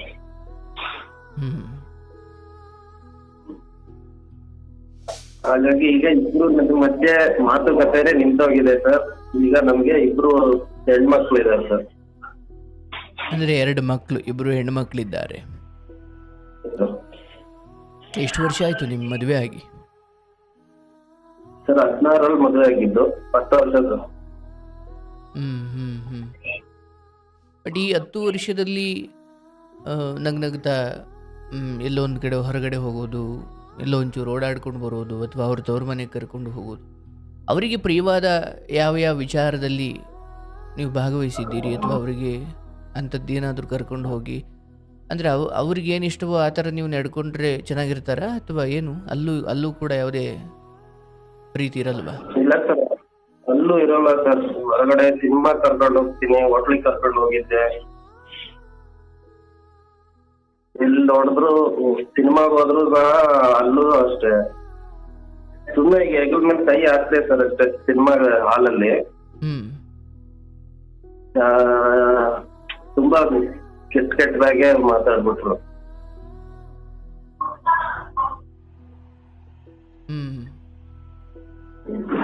ಹಾಗಾಗಿ ಆಮೇಲೆ ಬರ್ತಾ ಎಲ್ಲಿಗೂ ಕರ್ಕೊಂಡು ಹೋಗೋದೇ ಇಲ್ಲ ಸರ್. ನಾನು ಎಲ್ಲಿಗೂ ಹೋಗಲ್ಲ, ಅವ್ರನ್ನೂ ಎಲ್ಲಿಗೂ ಕರ್ಕೊಂಡು ಹೋಗಲ್ಲ. ಅಲ್ಲ, ಹೋಗೋದೇ ಸಂತೋಷವಾಗಿರ್ಲಿಕ್ಕೆ, ಅದು ಅಲ್ಲಿಲ್ಲ ಅಂದ್ರೆ ಇನ್ನು ಹೋಗಿ ಪ್ರಯೋಜನ ಇಲ್ಲ ಅಂತ. ಹೌದು ಸರ್, ಹೌದು. ಮತ್ತೆ ಇದಾದ್ಮೇಲೆ ಮತ್ತೆ ಯಾವಾಗ ಹೋದ್ರಿ ಸಿಂಗಾಪುರಕ್ಕೆ? ಈಗ ನೀವು ಸಿಂಗಾಪುರದಿಂದ ಕರೆ ಮಾಡ್ತಿರೋದು? ಹಾ ಸರ್, ಇದಾದ್ಮೇಲೆ ಲಾಸ್ಟ್ ಇಯರ್ ನವೆಂಬರ್ ಬಂದಿದ್ದೆ.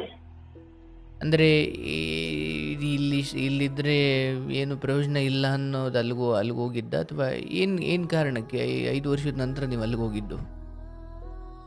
ಈಗ ನೆಕ್ಸ್ಟ್ ಸರ್, ಈಗ ನನ್ನ ಮಕ್ಕಳ ಭವಿಷ್ಯ ಮುಖ್ಯ ಅನ್ನಿಸ್ತು. ಅವ್ರಿಗೆ ಒಳ್ಳೆ ಎಜುಕೇಶನ್ ಕೊಡಿಸ್ಬೇಕು, ಚೆನ್ನಾಗಿ ದುಡಿಮೆ ಮಾಡಬೇಕು. ಮಾಡಬೇಕು, ಮಕ್ಕಳನ್ನ ಚೆನ್ನಾಗಿ ಓದಿಸ್ಬೇಕು.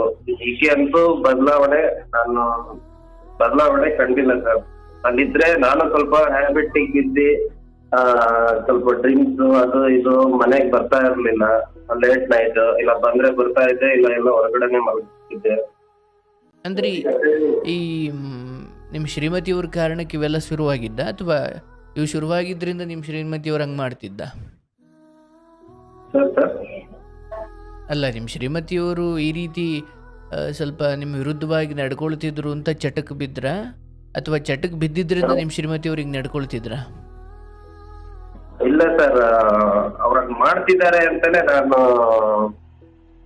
ಈ ಚಟಕ್ಕೆ ಹೋಗ್ಬಿಟ್ಟೆ ಸರ್. ಅಂದ್ರೆ ಅವ್ರ ವರ್ತನೆ ಮೊದಲು, ನಿಮ್ಮ ಚಟ ಆನಂತರ. ನಿಮ್ಮ ಚಟವೇ ಮೊದಲಲ್ಲ ಇದು?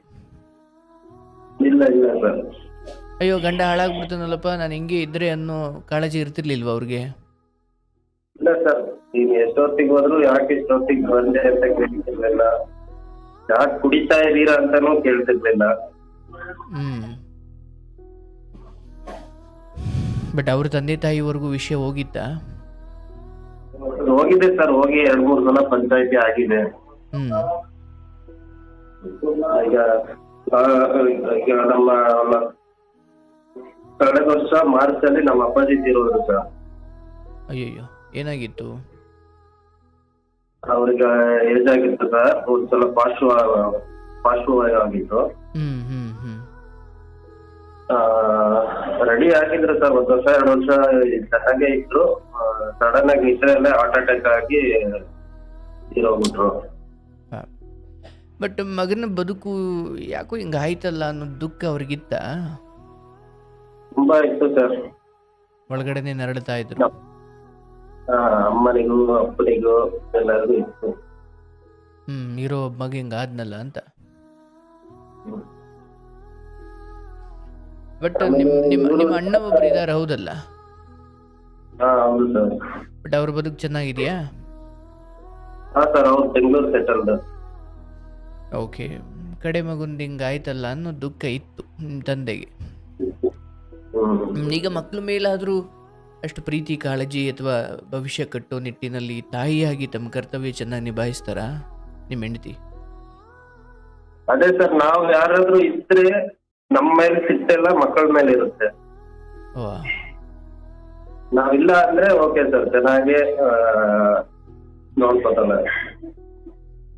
ನಮ್ಮಪ್ಪ ಅಮ್ಮ ನಾವು ಇದ್ರೆ ಮಕ್ಳಿಗೆ ಹೊಡಿಯೋದು ಬಡಿಯೋದು, ಅವ್ರನ್ನ ಹೆಸರು ಇಟ್ಕೊಂಡು ನಮ್ಮನ್ನ ಇಟ್ಕೊಂಡು ಅವ್ರಿಗೆ ಬೈಯೋದು, ಈ ತರದೆಲ್ಲ. ಅವ್ರಿಗೆ ಆಕ್ಚುಲಿ 28ರವರೆಗೂ ಅಂದ್ರೆ ಒಂದು ಹೆಣ್ಮಗಳಾಗಿ ಅಲ್ಲಿವರೆಗೂ ಮದುವೆ ಮಾಡದೇ ಇರೋದು ಬಹಳ ಅಪರೂಪ. ಬಟ್ 28ರವರೆಗೂ ಆಕೆಗೆ ಯಾಕೆ ಮದುವೆ ಆಗಿರ್ಲಿಲ್ಲ?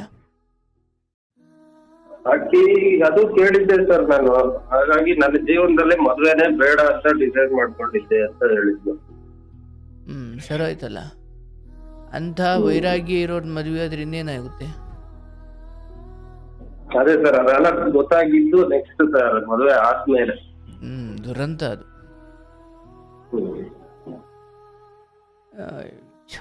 ಯಪ್ಪ, ಆ ಮದುವೆ ಓಲಿ 28ರವರೆಗೂ ಆಗಿಲ್ಲ ಅಂದರೆ ತುಂಬ ಒಂದೊಳ್ಳೆ ಕಾರಣ ಇರಬೇಕು.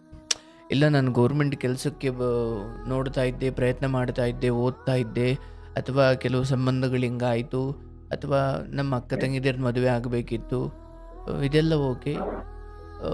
ಬಟ್ ಅವರು ಈ ಏನು ಕಾರಣ ಇಟ್ಕೊಂಡಿದ್ದಾರೆ, ನಾವು ಮದುವೆ ಆಗೋಕೆ ನಂಗೆ ಇಷ್ಟ ಇರಲಿಲ್ಲ ಅಂತ. ಇದು ಆ್ಯಕ್ಚುಲಿ ಒಳ್ಳೆ ಅಲ್ಲ. ಅಂದರೆ ಇದನ್ನು ಮದುವೆ ಆದಮೇಲೆ ಹೇಳೋದಲ್ಲ ಇದು. ಅದೇ ಸರ್, ನಾನು ಫಸ್ಟ್ ಅದನ್ನೇ ಕೇಳಿದೆ ಸರ್, ಆಗತ್ತಾ ಇದ್ದವಳು ನನ್ನನ್ನೇ ಯಾಕೆ ಆದೆ, ನೀನ್ ಮದ್ವೆನೇ ಆಗ್ಬಾರ್ದು ಅನ್ಕೊಳ್ತಿದ್ದವಳು, ಆಗದೆ ಇರ್ಬೋದಾಗಿತ್ತು. ನಾವ್ ಬಂದಾಗ ಇಲ್ಲ ನನಗೆ ಇಷ್ಟ ಇಲ್ಲ ಅಂತ ಹೇಳಿದ್ರೆ ಇಷ್ಟು ರಂಪ ರಾಮಾಯಣಗಳೇ ಇರ್ತಾ ಇರ್ಲಿಲ್ಲ. ಅದು ಹಾಗೆ ನೋಡಿದ್ರಿ, 2ನೇವಳು ಬಿಟ್ಟು ಹೋದ್ಲಲ್ಲ, ನಾನು ಬೇರೆ ಹುಡುಗನ ಪ್ರೀತಿಸ್ನಿಂದ, ಆಕೆನೇ ಬೆಟರ್ ಆದ್ರಲ್ಲ. ಮತ್ತೆ ಆಕೆ ಅಟ್ಲೀಸ್ಟ್ ಏನಾದ್ರು ಹೇಳಿ ನಿಮ್ಮ ಜೀವನಕ್ಕೂ ಕೊಳ್ಳಿ ಹಿಡ್ದಂಗೆ ಅವಳ ಜೀವನ ಏನೋ ಮಾಡ್ಕೊಂಡ್ಲ ಅವಳು. ನೋಡಿ, ಆ ನೇರ ಈಗ ಸತ್ಯಗಳು, ಆ ಸತ್ಯಕ್ಕೆ ನಡ್ಕೊಳ್ಳೋದಿಕ್ಕೆ ಸತ್ಯವನ್ನ ಮನಸ್ಸಲ್ಲಿ ಅಂದುಕೊಳ್ಳೋದಷ್ಟೇ ಅಲ್ಲ, ಅದನ್ನು ಪಾಲಿಸೋದ್ರಿಂದಲೇ ಸತ್ಯಕ್ಕೆ ಬೆಲೆ ಬರೋದು. ಮನಸ್ಸಲ್ಲಿ ನಂಗೆ ಮದುವೆ ಬಗ್ಗೆ ಇಷ್ಟ ಇಲ್ಲ ಅನ್ನೋ, ಓಕೆ, ಅದು ಅವರ ವ್ಯಕ್ತಿತ್ವ. ಮದುವೆ ಅನ್ಕೊಂಡ್ರೆ ಯಾಕೋ ಅವ್ರಿಗೆ ಇಷ್ಟ ಇಲ್ಲ. ಬಟ್ ಹೊರಗಡೆ ಮದುವೆ ಆಗಿ ಒಳಗಡೆ ಮದುವೆ ಇಷ್ಟ ಇಲ್ಲ ಅಂದರೆ ಅದು ಅವರಿಗೇನು ಸಮಸ್ಯೆ ಅಲ್ಲದೆ ಇರ್ಬೋದು. ಬಟ್ ಮದುವೆಯನ್ನು ಒಂದು ಅದ್ಭುತ ಆ, ಏನು ಅವಕಾಶ ಅಥವಾ ಮದುವೆ ಅನ್ನೋದು ಒಂದು ಅದ್ಭುತವಾದ ಸಂಗತಿ ಎಂದುಕೊಂಡಿರೋ ಈ ಗಂಡಿನ ಬದುಕು ನುಚ್ಚುನೂರಾಗೋಗ್ಬಿಡುತ್ತೆ. ಈಗ ಅದೇ ಪರಿಸ್ಥಿತಿಯಲ್ಲಿ ಇದೀನಿ ಸರ್. ಏನ್ ಮಾಡೋದು ಅಂತ ತಿಳಿತಾ ಇಲ್ಲ ಸರ್. ಏನು ಮಾಡೋದು, ಈಗ ಅಲ್ಲಿ 10 ವರ್ಷ ಆಯಿತು, 2 ಮಕ್ಕಳಿದ್ದಾವೆ, ಇಲ್ಲಿವರೆಗೂ ಬಂದು ಈಗ ಏನೋ ಮಾಡೋ ಸ್ಥಿತಿಲಿಲ್ಲ. ಈಗ ಹೌದು, ಅದು ಬಹಳ ದುಃಖದ ಸಂಗತಿ. ಯಾಕಂದರೆ ಅದರಲ್ಲೂ ಮಧ್ಯಮ ವರ್ಗದ ಹುಡುಗರಾಗಿ ಕಷ್ಟಪಟ್ಟಿರ್ತೀವಿ, ಒದ್ದಾಡಿರ್ತೀವಿ, ಜೀವನವನ್ನು ಕಟ್ಕೊಂಡಿರ್ತೀವಿ. ಅಪ್ಪ ಅಮ್ಮನ ಚೆನ್ನಾಗಿಡಬೇಕು, ಮನೆಯವರು ಚೆನ್ನಾಗಿರಬೇಕು, ಅಥವಾ ನಂಬಿಕೊಂಡು ಬಂದ ಹೆಂಡತಿಯನ್ನು ಚೆನ್ನಾಗಿಡಬೇಕು, ಅಥವಾ ನಮ್ಮ ಭವಿಷ್ಯವನ್ನು ಸುಭದ್ರವಾಗಿ ಕಟ್ಟಿಕೊಳ್ಬೇಕು.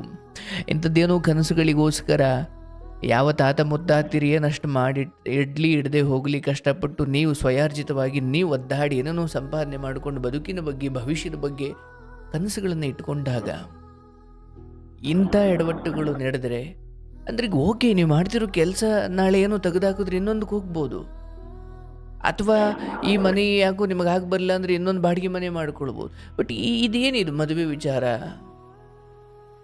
ಇದು ಅಷ್ಟು ಬೇಗ ಬಿಡು ನಾನು ಇನ್ನೊಂದು ಆಗ್ತೀನಿ ಹಂಗಿಲ್ಲ ಸಮಾಜ. ಇದನ್ನು ನೀವು ಲೌಕಿಕವಾಗಿ ಅಲೌಕಿಕವಾಗಿ ಎರಡು ದೃಷ್ಟಿಯಲ್ಲಿ ನೋಡಿದಾಗ, ಆಧ್ಯಾತ್ಮಿಕವಾಗಿ ಅಯ್ಯೋ ಏನೋ ನನ್ನ ಕರ್ಮ, ನನ್ನ ಪಾಲಿಗೆ ಇದ್ದಿದ್ದೇ ಇಷ್ಟು ಅಂದುಕೊಂಡು ಸುಮ್ಮನಾಗೋದು, ಸಮಾಧಾನ ಮಾಡಿಕೊಳ್ಳೋದು ಒಂದು ಕಡೆ. ಆದರೆ ಇರೋದೊಂದು ಜೀವನ. ನನಗೆ ಮದುವೆ ಅನ್ನೋದೊಂದು ಕನಸು, ಅಥವಾ ಮದುವೆ ನಾನು ಚೆನ್ನಾಗಿ ಬಾಳಬೇಕು, ಬದುಕಬೇಕು, ನನ್ನ ತಂದೆ ತಾಯಿ ಮುಂದೆ, ಮಕ್ಕಳು ಜೊತೆ, ನನ್ನ ಹೆಂಡತಿ ಜೊತೆ ನಾನು ಚೆನ್ನಾಗಿರಬೇಕು. ಈ ಎಲ್ಲ ಕನಸುಗಳನ್ನು ಇಟ್ಟುಕೊಂಡು ಒಬ್ಬ ಹುಡುಗನಿಗೆ ಸಡನ್ನಾಗಿ ಬದುಕಿಗೆ ಬಾಳಿಗೆ ಬಂದ ಸಂಗಾತಿ ಒಬ್ಬಳು ಮಧ್ಯದಲ್ಲಿ ಬಂದು, ಅಥವಾ ಮದುವೆ ಆದ ಮೇಲೆ ಸಂಸಾರದ ಕುರಿತು ವೈರಾಗ್ಯ ತೋರಿಸೋದಾದರೆ ಮಠಕ್ಕಟ್ಟು ಹೋಗು, ಮಠಕ್ಕೆ ಹೋಗು, ಸನ್ಯಾಸ ತಗೋ, ಅಥವಾ ಒಂಟಿಯಾಗಿರು. ನೋಡಿ, ಇದು ಬಹಳ ದೊಡ್ಡ ದುರಂತ. ಈ ಸಮಯದಲ್ಲಿ ಒಂದು ವೇಳೆ ನೀವು ಹೊರಗಡೆ ಏನೇ ಆ್ಯಕ್ಷನ್ ತಗೊಳ್ಳಿಕ್ ನಿಂತ ಹೋದ್ರು ಮತ್ತೆ ನಿಮ್ಮ ಮೇಲೆ ಬರುತ್ತೆ. ಹೌದು ಸರ್, ನಾನು ಏನ್ ಆಕ್ಷನ್ ತಗೊಳಕ್ ಹೋದ್ರು ನನ್ನ ಮೇಲೆ ಬರುತ್ತೆ. ಯಾಕಂದ್ರೆ ಆಕೆ ಬೇಡ ನನಗೆ ಅಂತ ಬಿಟ್ಟು ಹೋಗಿಲ್ಲ, ಅಥವಾ ನನಗೆ ಈ ಸಂಸಾರ ಇಷ್ಟ ಇಲ್ಲ, ನಾನು ಡೈವರ್ಸ್ ತಾಣ್ತೀನಿ, ಅದು ಇದು ಅಂತ ಆಕೆನೂ ಏನು ಒಂದು ಅಂತ್ಯ ಆಡಿಲ್ಲ. ಬೈಕೊಂಡು ಕೂಗಾಡ್ಕೊಂಡು ಅಲ್ಲೇ ಇದ್ದಾರೆ ಅವರು. ಇಲ್ಲ ಸರ್, ಹೋಗಿ ಆಗಿದೆ ಸರ್, ಯಾರಿಗೂ ಹೇಳ್ದೆ ಕೇಳ್ದೆ ಬ್ಯಾಗ್ ಎಲ್ಲ ತಗೊಂಡು ಹೋಗಿ ಆಗಿದೆ. ಈಗ ನಿಮ್ಮಲ್ಲೇ ಇದ್ದಾರಾ? ಈಗ ನಿಮ್ಮ ಮನೇಲೇ ಇದ್ದಾರೆ? ಈಗ ಮನೆಯಲ್ಲಿದೆ. ಈಗ ನಾನ್ ಕರೆ ಮಾಡ್ತೇನೆ ಸರ್, ಈಗ ಸಪ್ರೇಟ್ ರಿಂಗ್ ಟೋನ್ಸ್ ಎಲ್ಲ ಇಟ್ಕೋತಾರಲ್ಲ ಸರ್, ಆ ತರ ನಾನ್ ಕರೆ ಮಾಡಿದ್ರೆ ಆ ಮೊಬೈಲ್ ಹತ್ರ ಹೋಗೋ ಅವಶ್ಯಕತೆನೇ ಇಲ್ಲ ಅಂತ ಹೇಳಿ ಬೇರೆ ರಿಂಗ್ ಟೋನ್ ಇದೆ, ಮಕ್ಕಳು ಅಟೆಂಡ್ ಮಾಡ್ತಾರೆ. ಓಹೋ, ಅಂದ್ರೆ ಬೇರೆಯವ್ರಿಗೆಲ್ಲ ಒಂದು ರಿಂಗ್ ಟೋನು, ನಿಮಗೆ ಮಾತ್ರ ಒಂದು ಸಪರೇಟ್ ರಿಂಗ್ ಟೋನು. ಸುಮ್ಮನೆ ಎತ್ಬಿಟ್ಟು ಅಲೋ ಒಂದು ಆಮೇಲೆ ಕಟ್ ಮಾಡೋದ್ರ ಬದಲು ಎತ್ತದೇ ಇರಲಿಕ್ಕೆ ಏನು ವ್ಯವಸ್ಥೆ ಬೇಕೋ ಅದು ಮಾಡ್ಕೊಂಡಿದ್ದಾರೆ ಅಂತ. ಈಗ ರಿಂಗ್ ಟೋನ್ ಕೇಳಿದ ತಕ್ಷಣ ಅವರೇ ತಗೋ, ಇನ್ನೇನಿದ್ರು ಮಕ್ಕಳು ಹೋಗಿ ಅಟೆಂಡ್ ಮಾಡ್ಬೇಕಷ್ಟೇ ಸರ್, ಅವರು ಅಟೆಂಡ್ ಮಾಡಲ್ಲ.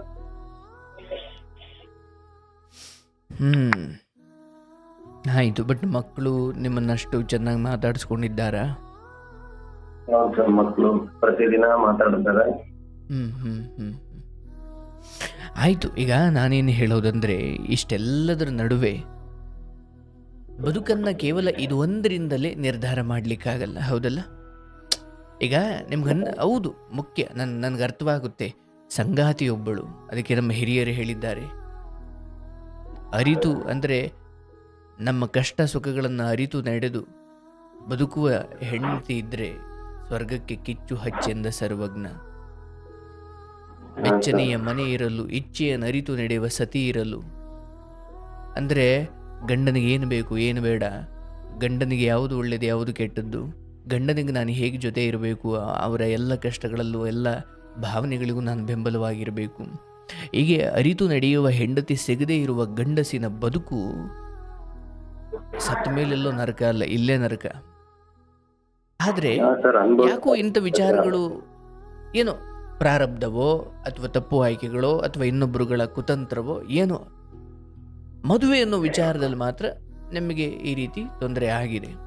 ಆಯಿತು, ಆದರೆ ನೀವು ಈ ಕಾರ್ಯಕ್ರಮವನ್ನು ತುಂಬ ಎಪಿಸೋಡ್ಗಳಿದ್ದಾವೆ, ಅದನ್ನು ಕೇಳಿ ನೋಡಿ.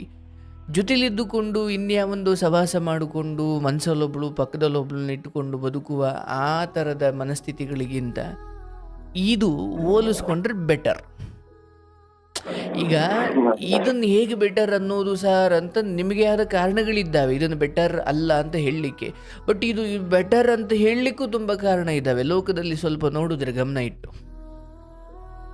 ಈಗ ಯಾಕಂದರೆ ಗಂಡನಿಗೆ ಎಷ್ಟು ಪ್ರೀತಿ ಕೊಟ್ಟಲು ಕೊಡದೇ ಇಲ್ಲ ಅನ್ನೋದಕ್ಕಿಂತ ಗಂಡನ ಜೊತೆನೇ ಇದ್ದು ಗಂಡನಿಗೆ ಗುಂಡಿ ತೊಡೋರು ಎಷ್ಟು ಜನ ಇದ್ದಾರಲ್ವಾ.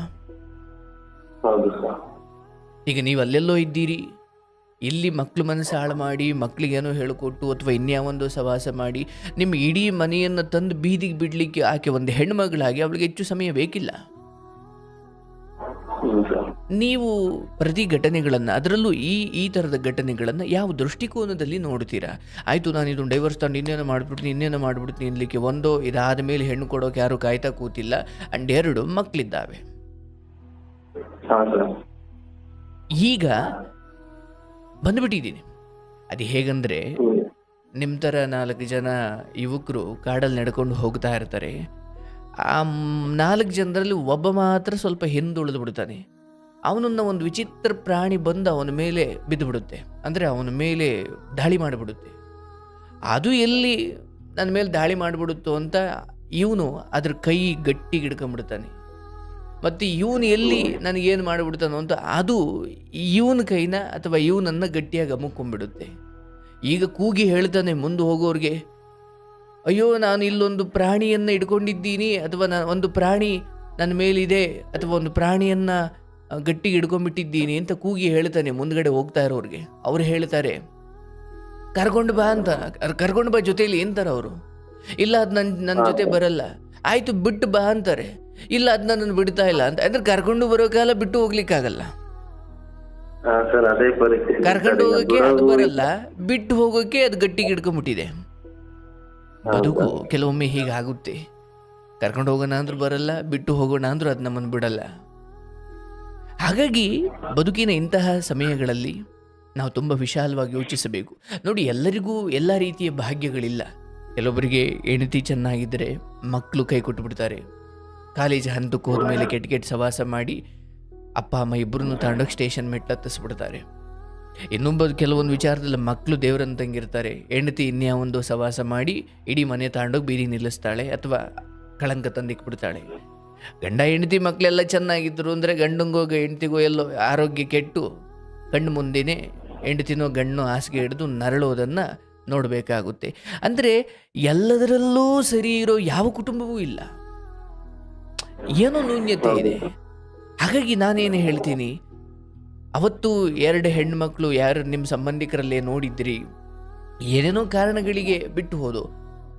ಬಟ್ ಅವತ್ತಿಗೆ ನಿಮಗೆ ಸಮಾಧಾನ ಮಾಡಲಿಕ್ಕೋ ಏನೋ, ಅಥವಾ ನಿಮ್ಮ ತಂದೆ ಹರಕೆ ಕಟ್ಕೊಂಡಿದ್ರು ಅಂತಲೋ ಏನೋ, ಹರಕೆ ಕಟ್ಕೊಂಡಿದ್ದೇನು ನಮ್ಮ ಮಗನಿಗೆ ಒಂದೊಳ್ಳೆ ಮದುವೆ ಆದರೆ ಆ ದೇವರಿಗೆ ನಾನೇನು ಕೊಡ್ತೀನಿ ಅಂತ. ಬಹುಶಃ ಆ 2 ಕ್ಯಾನ್ಸಲ್ ಆದಾಗ ನಿಮಗೇನು ನೋವಾಗಿರಬೇಕು. ಬಹುಶಃ ಈ ಮದುವೆಯನ್ನು ಮಾಡಿಸುವ ಮೂಲಕ ದೇವರು ಆ ನೋವಿಗೆ ಒಂಚೂರು ಮುಲ ಮಚ್ಚಿದ್ದಾನೆ. ಬಟ್ ಆಯ್ಕೆ ಹಿಂಗಿತ್ತು ಅಂತ ಬಹುಶಃ ದೇವ್ರಿಗೂ ಗೊತ್ತಿರಲಿಲ್ಲ ಅನ್ಸುತ್ತೆ. ಅಂದರೆ 3ನೇದಾದಾಗ ನಿಮ್ಗೆ ಒಂಚೂರು ಸಮಾಧಾನ ಇತ್ತು, ಯಪ್ಪ 2 ಹಿಂಗಾಯಿತು, 3ನೇದಾದ್ರೂ ಆಯ್ತಪ್ಪ ಅಂತ. ಬಟ್ ಕಾಲಕ್ರಮೇಣ ಇಂಥವೆಲ್ಲ ಕಂಡು ಬಂದಾಗ ಮನಸ್ಸಿಗೆ ನೋವು ಆಗಿರಬೇಕು.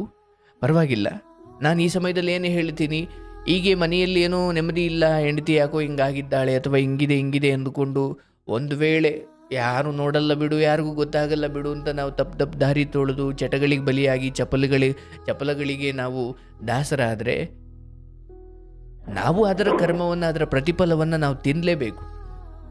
ಯಾಕಂದರೆ ಚೆನ್ನಾಗಿದ್ದಾಗಲೇ ಹಿಂಗೆ ನೋಡಿಕೊಳ್ಳೋರು ಏನೋ ಈ ಕಾರಣಕ್ಕೂ ನೊಂದು ಬಿಟ್ಟು ಏನೋ ಚಪಲಕ್ಕೆ ಬಿದ್ದ್ರಿ, ಏನೋ ಚಟಕ್ಕೆ ಬಿದ್ದ್ರಿ, ಏನೋ ರೋಗ ಬಂತು, ಹಾಸಿಗೆ ಹಿಡಿದ್ರಿ, ಚೆನ್ನಾಗಿದ್ದಾಗಲೇ ಹಿಂಗೆ ಇನ್ನು ಹಾಸಿಗೆ ಹಿಡಿದ್ರೆ ನಿಮ್ಮ ಕತೆ ಏನು ಮತ್ತೆ? ನೋಡಲ್ಲ ಸರ್, ಯಾರು ನೋಡಲ್ಲ. ಅದಕ್ಕೆ ನಾನು ಹೇಳ್ತಿದ್ದೀನಿ, ತಾಯಿ ತಂದೆ ಅಥವಾ ತಾಯಿ ಇದ್ದಾರೆ, ಮಕ್ಕಳಿದ್ದಾವೆ.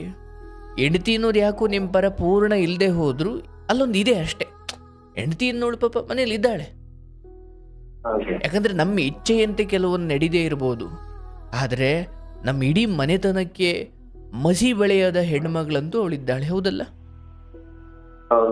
ಈಗ ಸುಮ್ಮನೆ ಯೋಚನೆ ಮಾಡಿ, ಜೊತೆಲಿದ್ದು ಕಂಡೆ ಮೋಸ ಮಾಡೋ ಈ ಕಾಲದಲ್ಲಿ ನೀವೆಲ್ಲೋ ಇದ್ದೀರಿ, ದಾರಿ ತಪ್ಪಲಿಕ್ಕೆ ಆಕೆಗೆ ಇದಕ್ಕಿಂತ ದೊಡ್ಡ ಅವಕಾಶ ಬೇಕಿತ್ತೆ? ಮನ್ಸು ಮಾಡಿದ್ರೆ ಮಕ್ಕಳಿಗೆಲ್ಲ ಬುದ್ಧಿ ಕಲಿಸಿ ನಿಮ್ಮ ಮನೇನ ಹಾಳು ಮಾಡೋ ಅವಕಾಶ ಆಕೆಗಿದೆ ಅಲ್ವಾ? ನಿಮ್ಮ ಬಗ್ಗೆ ಎತ್ತು ಕಟ್ಟಲಿಕ್ಕೆ ಅವ್ರಿಗೆ ಹೆಚ್ಚು ಸಮಯ ಬೇಕಿಲ್ಲ. ಆಯಿತು, ಒಂದಷ್ಟು ಸಮಯ ಹೋದ್ಮೇಲೆ ಖಂಡಿತ ಬದಲಾವಣೆ ಆಗುತ್ತೆ. ನನಗೆ ಬಹಳ ವಿರೋಧ ಇದ್ದಿದ್ದೇನೆಂದರೆ, ನನಗೆ ಮದುವೆ ಇಷ್ಟ ಇಲ್ಲ ಅನ್ನೋ ಆ ವೈರಾಗ್ಯದ ಮನಸ್ಥಿತಿಯನ್ನು ಹಾಗೆ ಕಾರ್ಯರೂಪಕ್ಕೆ ತಂದು ತೋರಿಸ್ಬೇಕು ಹೊರತು ಮದುವೆ ಆಗ್ಬಿಟ್ಟಲ್ಲ. ಓಕೆ, ನನಗಿಷ್ಟ ಇಲ್ಲ, ಆಯಿತು, ನಾನು ಆಗಲ್ಲ, ನನಗೆ ಗಂಡಸು ಇಷ್ಟ ಇಲ್ವೋ ಅಥವಾ ಮದುವೆನೇ ಇಷ್ಟ ಇಲ್ವೋ ಅಥವಾ ಸುತ್ತಲೂ ನಡೆಯೋದನ್ನು ನೋಡಿ ನನಗೆ ಮದುವೆ ಮೇಲೆ ನಂಬಿಕೆ ಹೋಗಿದೆಯೋ, ಆಯ್ತು, ಅದು ನಿನ್ನ ನಂಬಿಕೆ. ಅದನ್ನು ಹೇಗೆ ಪಾಲಿಸಬೇಕು ಅಂದರೆ ನೀನು ಒಂಟಿಯಾಗಿದ್ದು ಮದುವೆ ಆಗಿಬಿಟ್ಟು ಅಂದರೆ ತಟ್ಟೆಗೆ ಊಟ ಇಕ್ಕಿಸ್ಕೊಂಡ ಮೇಲೆ ನನಗೆ ಹಸಿವಿಲ್ಲ ಅನ್ನೋದು ಸರಿಯಲ್ಲ. ಹಸಿವಿಲ್ಲ ಅಂದರೆ ತಟ್ಟೆಗೆ ಊಟನೇ ಹಾಕಿಸ್ಕೊಳ್ಬಾರ್ದಲ್ಲ. ಅದೇ ಸರ್, ಪ್ರತಿದಿನ ಚುಚ್ಚಿ ಮಾತಾಡೋದು ಸರ್. ಈಗ ಒಬ್ಬ ಗಂಡಸಾದವ್ರಿಗೆ ಎಲ್ಲಿ ಹೋದ್ರು ಮನೆಗೆ ಹೆಂಡತಿ ಕಾಯ್ತಿದ್ದಾಳೆ, ಮನೆಗೆ ಬೇಗ ಹೋಗ್ಬೇಕು ಅಂತ ಇರ್ಬೇಕು ಸರ್. ಬಟ್ ನನ್ನ ಜೀವನದಲ್ಲಿ ನನ್ ಮನೆಗೆ ಯಾಕಪ್ಪ ಹೋಗ್ತೀನಿ, ಹೋಗ್ಬಾರ್ದು ಅಂತಾನೆ ಆತರ ಆಗುತ್ತಿದೆ ಸರ್. ಇರಲಿ ಸರ್, ಇರಲಿ. ನೋಡಿ, ನಾನು ಹೇಳೋದು ನಿಮ್ಮ ಆ ಮಾತಿನಲ್ಲಿ ಅಡಗಿರುವಂತಹ ನೋವು ನನಗೆ ಅರ್ಥವಾಗುತ್ತೆ. ಆದರೆ ಇದೊಂದು ಘಟನೆಯಿಂದ ಬದುಕನ್ನು ನೀವು ಸಪ್ಪೆ ಅಂತ ಅಂದುಕೊಳ್ಳೋದು ಬೇಡ. ಮಕ್ಕಳಿದ್ದಾವೆ, ತಾಯಿ ಇದ್ದಾರೆ, ಒಳ್ಳೆ ಕೆಲಸ ಇದೆ, ದುಡಿಮೆ ಇದೆ, ಆರೋಗ್ಯ ಇದೆ ಅನ್ನೋ ಲಿಸ್ಟ್ ಮಾಡಲಿಕ್ಕೆ ಹೋದರೆ ತುಂಬ ವಿಚಾರಗಳಿದ್ದಾವೆ. ಇಲ್ಲ ಅಂತ ಬಂದಾಗ ಬಹುಶಃ ತಂದೆ ಕಳ್ಕೊಂಡಿದ್ದೀರಿ, ಹೆಂಡತಿ ಪ್ರೀತಿ ಇಲ್ಲ, ಏನೋ ಒಂದು 3-4 ಸಂಗತಿಗಳು ಬರಿಬೋದು ಇಲ್ಲ ಅಂತ. ಬಟ್ ಇದೆ ಅಂತ ಬಂದಾಗ ಎಷ್ಟು ವಿಚಾರಗಳನ್ನು ದೇವರು ನಿಮಗೆ ಅನುಗ್ರಹಿಸಿದ್ದಾನೆ. ಆರೋಗ್ಯ ಇದೆ, ಕೆಲಸ ಇದೆ, ಲೋಕಜ್ಞಾನ ಇದೆ, ಮಕ್ಕಳಿಗೇನೋ ನಾಳೆ ಬದುಕು ಕಟ್ಟಿಕೊಡುವಷ್ಟು ಶಕ್ತಿ ಇದೆ. ನೋಡಿ, ನಾನು ಇಷ್ಟು ಮಾತ್ರ ಹೇಳ್ತೀನಿ ಸರ್, ಇನ್ನೊಬ್ರು ಯಾರೋ ನನಗೇನೋ ಮಾಡಲಿಲ್ಲ ಅಂತ ಕೊರಗಿ ನಾನು ಮಕ್ಕಳಿಗೆ ಮಾಡಬಹುದಾದ ಕರ್ತವ್ಯಗಳನ್ನು ಮರೆಯೋದಿದೆಯಲ್ಲ, ಅಥವಾ ಕರ್ತವ್ಯಗಳನ್ನು ಮಾಡಲಿಕ್ಕೆ ಶಕ್ತಿಯನ್ನು ಉಳಿಸಿಕೊಳ್ಳದೆ ಇದರಲ್ಲೇ ಕೊರಗಿ ಹಾಸಿಗೆ ಹಿಡಿದು ಮಕ್ಕಳನ್ನು ಬೀದಿ ಪಾಲು ಅಥವಾ ಅವರಿಗೆ ನಾಳೆ ಆಸರೆ ಆಗದೇ ಇರೋ ಥರ ನಿಮ್ಮ ಸ್ಥಿತಿಯನ್ನು ನೀವು ಹೇನಾಯ ಮಾಡಿಕೊಂಡ್ರಿ ಅಂದರೆ, ನಿಮ್ಮ ಹೆಂಡತಿ ನಿಮಗೇನು ದ್ರೋಹ ಮಾಡಿದ್ದಾರೆ ಅಂತ ನೀವು ಹೇಳ್ತೀರೋ ಅದರ 10 ಪಟ್ಟು ನೀವು ಮಕ್ಕಳಿಗೆ ಮಾಡ್ದಂಗೆ ಆಗುತ್ತೆ. ಹೌದಲ್ಲ? ಹಾಗಾಗಿ ಜೀವನದ ಸಾರ್ಥಕತೆ ಇರೋದು ಇನ್ನೊಬ್ಬರು ನಮ್ಮೊಂದಿಗೆ ಹೇಗೆ ನಡ್ಕೊಂಡ್ರು ಅನ್ನೋದಕ್ಕಿಂತ ನಮಗೆ ಆದ ಅನ್ಯಾಯಗಳನ್ನು, ನೋವುಗಳನ್ನು, ಅವಮಾನಗಳನ್ನು ನುಂಗಿ ನಮ್ಮ ಕರ್ತವ್ಯಗಳನ್ನು ಸರಿಯಾಗಿ ನಿಭಾಯಿಸೋದರಲ್ಲಿ ಜೀವನದ ಸಾರ್ಥಕತೆ ಇದೆ. ಅಯ್ಯೋ, ನನಗೆ ಇವಳು ಹಿಂಗೆ ಮಾಡಲಿಲ್ಲ, ನನಗೆ ಇವಳು ಹಿಂಗೆ ಗೌರವ ಕೊಡಲಿಲ್ಲ, ನನಗೆ ಇವಳು ಹಿಂಗೆ ಸರಿಗೆ ನಡೆದುಕೊಳ್ಳಿಲ್ಲ ಅನ್ನೋ ದುಃಖದಲ್ಲಿ ನಾನು ಯಾರಿಗೋ ಏನೋ ಮಾಡಬೇಕಿತ್ತಲ್ಲ ಅದನ್ನು ನೆನೆಸ್ಕೊಂಡು ಅಥವಾ ಅದನ್ನು ನಾನು ತಪ್ಪಿಸ್ಕೊಂಡ್ಬಿಟ್ರೆ ದೇವರು ಮೆಚ್ಚಲ್ಲ. ಈಗ ಒಬ್ಬ ಸೈನಿಕ ದೇಶ ಕಾಯ್ತಾ ಇರ್ತಾನೆ, ಮಹಾನ್ ಭಾವ. ಆ ಸೈನಿಕನ ವೈಯಕ್ತಿಕ ಬದುಕಲ್ಲಿ ಏನೋ ಅನ್ಯಾಯ ಆಗಿರುತ್ತೆ, ಆದರೆ ಅದೇ ನೋವಲ್ಲಿ ದೇಶ ಕಾಯುವ ಸಮಯದಲ್ಲಿ ಆತ ಮನೆಯ ದುಃಖವನ್ನು ನೆನಪಿಟ್ಟುಕೊಂಡು ಶತ್ರುಗಳನ್ನು ಒಳಗಡೆ ಬರಲಿಕ್ಕೆ ಬಿಟ್ಟರೆ ಆತ ತನ್ನ ಕರ್ತವ್ಯಕ್ಕೆ ಮಾಡಿದ ಅವಮಾನ. ಹೌದಲ್ವೇ? ಅಂದರೆ ನನಗೇನು ಸಿಗಲಿಲ್ಲ, ನನ್ನ ಬದುಕಲ್ಲಿ ಏನು ನಡೀತಿದೆ ಅನ್ನೋದಕ್ಕಿಂತ ನಾನೊಬ್ಬ ತಂದೆಯಾಗಿ, ನನ್ನ ತಾಯಿಗೆ ನಾನೊಬ್ಬ ಮಗ ಆಗಿ, ಊರಿಗೊಬ್ಬ ಪ್ರಜೆಯಾಗಿ ಅಥವಾ ಸಮಾಜಕ್ಕೊಬ್ಬ ಪ್ರಜೆಯಾಗಿ ನನ್ನ ಕರ್ತವ್ಯಗಳನ್ನು ನಾನು ಮಾಡ್ತಾ ಹೋಗೋಣ. ಯಾಕಂದರೆ ಪ್ರೀತಿಯನ್ನು ನಾವು ಬಡ್ದೋ ಕಿತ್ಕೊಳ್ಳೋಕ್ಕಾಗಲ್ಲ ಸರ್. ಅದನ್ನು ಸಂಪಾದಿಸಬೇಕು, ಅದನ್ನು ಅವರೇ ಕೊಡಬೇಕು. ಅದು ಅವರಿಂದ ಸ್ವಇಚ್ಛೆಯಿಂದ ಬರಬೇಕೆ ಹೊರತು ನನಗೆ ಪ್ರೀತಿ ಕೊಡೆ ಅಂತ ಮೂಗಲ್ಲಿರೋ ಏನೋ ಮೂಗುತಿನೋ ಕಿವಿಲಿರೋ ಓಲೆನೋ ಕಿತ್ಕೊಳ್ಬೋದೇ ಹೊರತು ಪ್ರೀತಿ ಕಿತ್ಕೊಳ್ಳೋಕ್ಕಾಗಲ್ಲ. ನನ್ನ ನಂಬಿಕೆ ಏನಂದರೆ, ನಿಮ್ಮ ಪ್ರೀತಿಗೋಸ್ಕರ, ನಿಮ್ಮ ಫೋನ್ಗೋಸ್ಕರ ಯಾವ ಜೀವಗಳು ಕಾಯ್ತಿದ್ದಾವೆ ನಿಮ್ಮ ಬದುಕಲ್ಲಿ ಕಂಡುಕೊಳ್ಳಿ. ತಾಯಿ ಕಾಯ್ತಿದ್ದಾರೆ, ಅದು ಯಾರೋ ಫ್ರೆಂಡ್ಸ್ ಕಾಯ್ತಿದ್ದಾರೆ, ಮಕ್ಕಳು ಕಾಯ್ತಿದ್ದಾರೆ, ಅವ್ರ ಜೊತೆ ಮಾತಾಡಿಯಲ್ಲ ಅಥವಾ ಅವ್ರ ಜೊತೆ ಚೆನ್ನಾಗಿರಿಯಲ್ಲ.